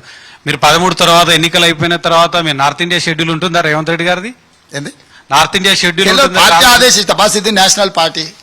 నేషనల్ లెవెల్లో ఒక నాయకుడిని ఇప్పుడు మన అర్జెంటుగా రాహుల్ గాంధీ గారు రాయబరేలీలో నామినేషన్ ఉంది, రావాలి అన్నారు, వెళ్ళినాము. అంతకుముందు కేరళకి వెళ్ళి ప్రచారం చేయమన్నారు, చేసినాము. అంతకంటే ముందు కర్ణాటకకి వెళ్ళి ప్రచారం చేయమన్నారు, చేసినాము. ఇది పార్టీ బాధ్యత. భారతదేశం అంతా కలిస్తే కాంగ్రెస్ పార్టీ. ఇందులో ఆంధ్రప్రదేశ్, కర్ణాటకనా, కేరళనా, ఇంకొక దగ్గరనా ఏందనేది పార్టీ నిర్ణయిస్తుంది. నాకు ప్రధానంగా నా లక్ష్యము, నా ప్రాంతము తెలంగాణ. ఇక్కడ 14 సీట్లు గెలవాల్సిన అవసరము, రాహుల్ గాంధీ గారిని ప్రధానమంత్రిని చేయాలన్న కమిట్మెంట్ మాకున్నది. కాబట్టి 100% తెలంగాణ మీదనే ఫోకస్ పెడతాను. తెలంగాణ ఎన్నికల తర్వాత పార్టీ ఒకవేళ ఏదైనా ప్రాంతంలో వెళ్ళి ఏదైనా నేను పార్టీ కోసం ప్రచారం చేస్తే ఏమైనా ప్రయోజనం ఉంటుందంటే మాత్రం డెఫినెట్ గా పెడతా. బీఆర్ఎస్ ఒక సెంటిమెంట్ రేజ్ చేస్తుంది. ఈ ఎన్నికల ప్రచారంలో భాగంగా హైదరాబాద్ ను యూటీ చేయడానికి బీజేపీ ప్రభుత్వం కుట్ర చేస్తుందని మరొక సెంటిమెంట్ భారీగా ప్రచారం చేస్తున్నారు బీఆర్ఎస్. నిజంగా యూటీ అయ్యే అవకాశం ఉంది హైదరాబాద్? కాంగ్రెస్ పార్టీ స్టాండ్ ఏంటి దాని మీద? బుర్ర లేదు కేటీఆర్ వాళ్ళకి. చెప్తున్నాయి కదా, మెదడు తక్కువ మాటలు. యూటీ ఎందుకు చేస్తారు? ఎక్కడ ఒప్పుకుంటారు? అసలు యూటీ విధానాలే రద్దయిపోయి అన్ని రాష్ట్రాలుగా మారుస్తూ ఉంటే యూనియన్ టెరిటరీలు అనేది టెంపరీ ఫెసిలిటీ మాత్రమే. వాటిని యూటీలు చేసిన వాటి అన్నిటిని కూడా రాష్ట్రాల కింద మారుస్తున్నారు.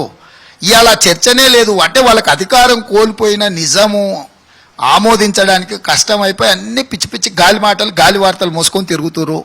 అట్లాంటి పరిస్థితే ఉత్పన్నం కాదు.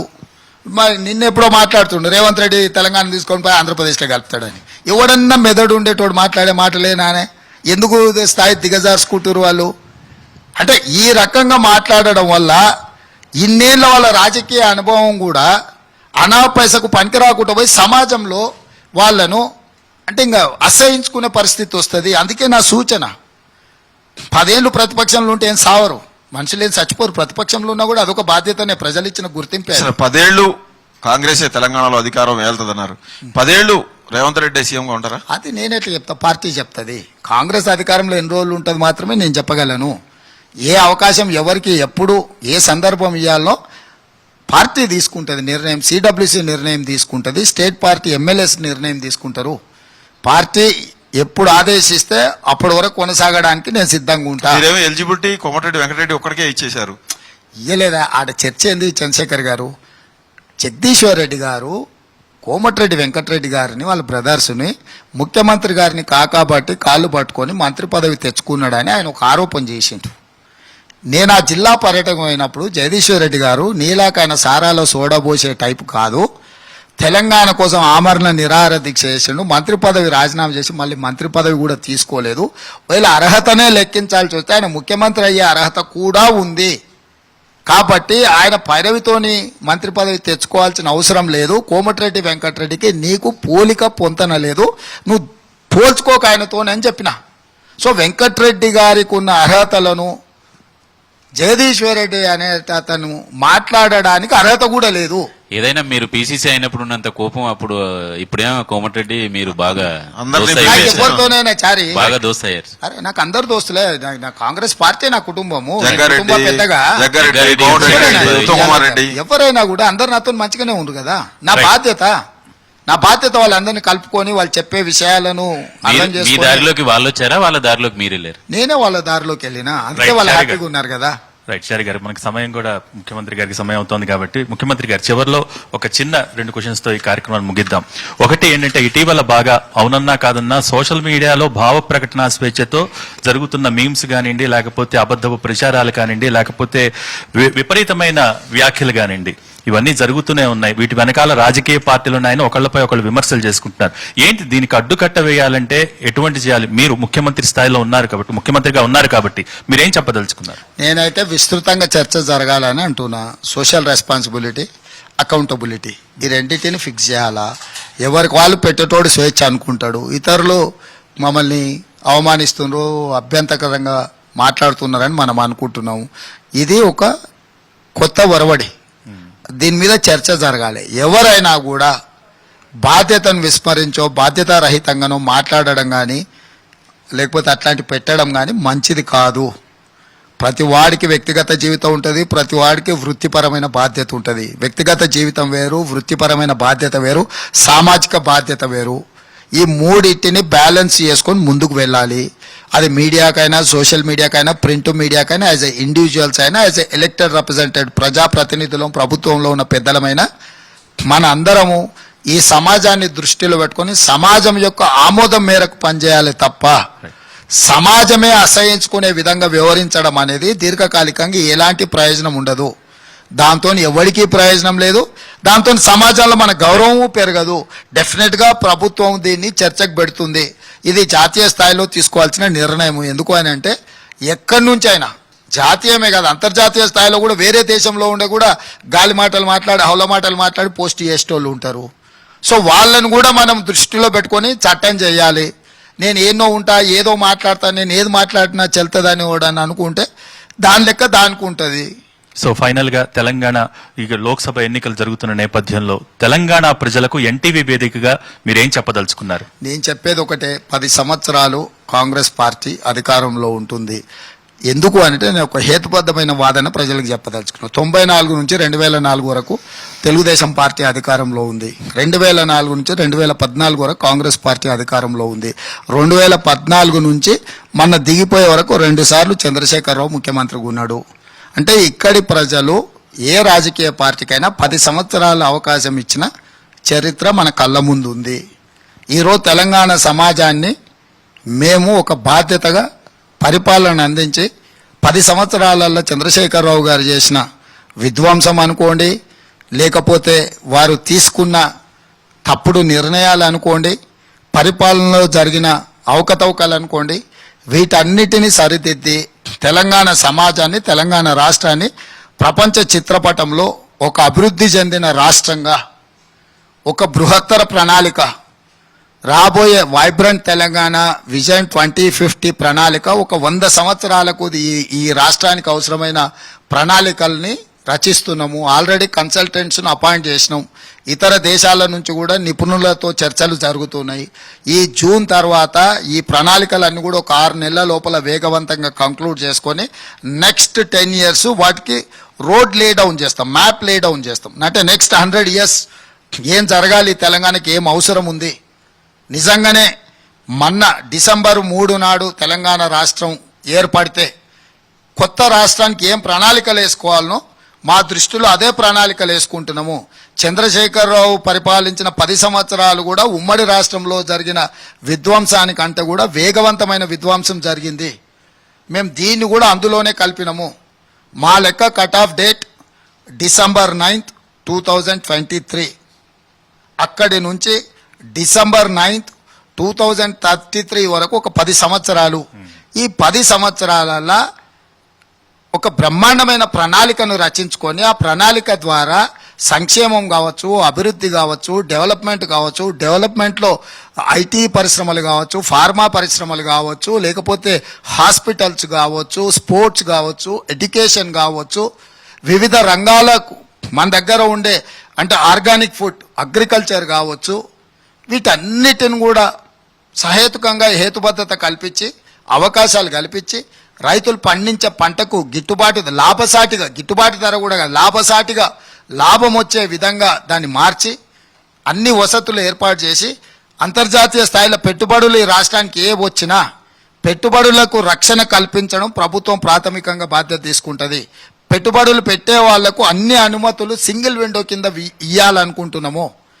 మేము ప్రతి వాళ్లకు సహేతుకంగా ఒక అంటే ఏమంటారు ఈక్వల్ లెవెల్ ప్లేయింగ్ ఫీల్డ్ కల్పించదలుచుకున్నాము. మనకు నచ్చుతేనే అవకాశం, నచ్చకపోతే ఇవ్వము అనేది లేదు.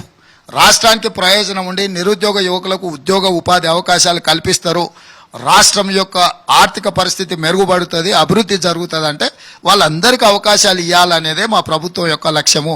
నాకు జీవితంలో ఇంకేమీ లక్ష్యం లేదు. ఈ తెలంగాణకు ప్రజలు ఒక గొప్ప అవకాశం ఇచ్చిండ్రు. దీన్ని చాలా బాధ్యతగా ఫీల్ అయ్యి ఈ అన్ని ప్రణాళికలు చేస్తాం. ఈ ప్రణాళికలు అమలు చేసే క్రమంలో నిపుణులను కానీ, స్టేక్ హోల్డర్స్ భాగస్వాములను కానీ, దీని మీద అవగాహన ఉన్న వాళ్ళతో అందరితో మేము సంప్రదిస్తాము. మా డోర్స్ ఆర్ ఓపెన్. మేము తలుపులు మూసుకొని లోపల కూర్చొని నేనే మేధావిని అపర మేధావిని నిర్ణయాలు తీసుకొని మీరు చేయకపోండి అని చెప్పను. చర్చించకుండా, సూచనలు తీసుకోకుండా 2 రోజులు ఆలస్యమైనా, ఇప్పటికి మీరు ఆలస్యమవుతున్నాయని చెప్తున్న కొన్ని విషయాలలో కూడా సమాజాన్ని కూడా పరిగణలో తీసుకొని సమాజం వైపు నుంచి కూడా సూచనలు తీసుకొని ముందుకెళ్ళాలన్నదే మా ఆలోచన. ఎన్నికలు వేరు, ప్రభుత్వం నడపడం వేరు. ఎన్నికలు 30 రోజులలో వస్తాయి పోతాయి, కానీ ఎన్నికల ఫలితాలు వచ్చిన తర్వాత 5 సంవత్సరాల ప్రభుత్వాన్ని నడపాలి. ఇది 5 సంవత్సరాలకే పరిమితం కాదు. ఒక్కొక్కసారి 5 సంవత్సరాలలో మనం తీసుకునే నిర్ణయాలు 50 ఏళ్ళు 100 ఏళ్ళకు సరిపోయే నష్టాన్ని కూడా మన నిర్ణయాలు ప్రభావితం చేయొచ్చు. కాబట్టి మేము నిర్ణయం చేసే ముందు విస్తృత చర్చకు అవకాశం ఇస్తా. నేను చర్చల సారాంశమే ఎగ్జిక్యూట్ చేస్తాను. నువ్వు చర్చకు పెట్టిన కాబట్టి చేస్తలేవంటే ఆ చర్చల సారాంశం దీనివల్ల నష్టం జరుగుతుందని అంటే దీంట్లో బేసిజాలకు పోవాల్సిన అవసరమే ఉంది. ఆ ఆలోచనను మార్చుకుంటాము, ఉపసంహరించుకుంటాము. అవసరమైతే కొన్ని ప్రణాళికలు మనం అనుకుంటాం, కానీ ఎగ్జిక్యూషన్కి వచ్చే టైంకు ఇది మంచిది కాదు అని మనకు ఫీడ్బ్యాక్ వచ్చింది అనుకోండి, దాంట్లో మనం జిద్దుకోవాల్సిన పట్టింపుకోవాల్సిన అవసరం ఏముంది? ఇప్పుడు చంద్రశేఖరరావు అట్లనే వాళ్ళు ఇచ్చిన సూచన వేరు దగ్గర బ్యారేజ్లు ఏడగట్టాల్లో వాళ్ళు ఒక జీవో ఇచ్చి ఒక కమిటీని కాన్స్టిట్యూట్ చేసిన రిటైర్డ్ ఇంజనీర్స్తోని they have given a detail report చల్ అని ఆయన ఎన్నో కట్టింది. ఏమైంది? ఇప్పుడు మళ్ళీ దాన్ని సమర్థించుకోవడానికి 32 పనులు ఉంటే ఒకటి పన్ను ఊసిపోతే మొత్తం పళ్ళని ఇరగొట్టుకుంటామా అంటున్నాం. అవి 32 పళ్ళు కాదు, వెనుపూస ఇరిగింది. వెనుపూస పోయినాక మంచంలో ఎల్లెలకల వండి ఉంటాడు, కానీ లేపడానికి కూడా కష్టం. ఇప్పుడు కేసీఆర్ నేను స్ట్రక్చరల్ ఇంజనీర్స్ కాదు, మేము ఎక్స్పర్ట్స్ని కాదు, మేము పొలిటికల్ ఎగ్జిక్యూటివ్ మాత్రమే.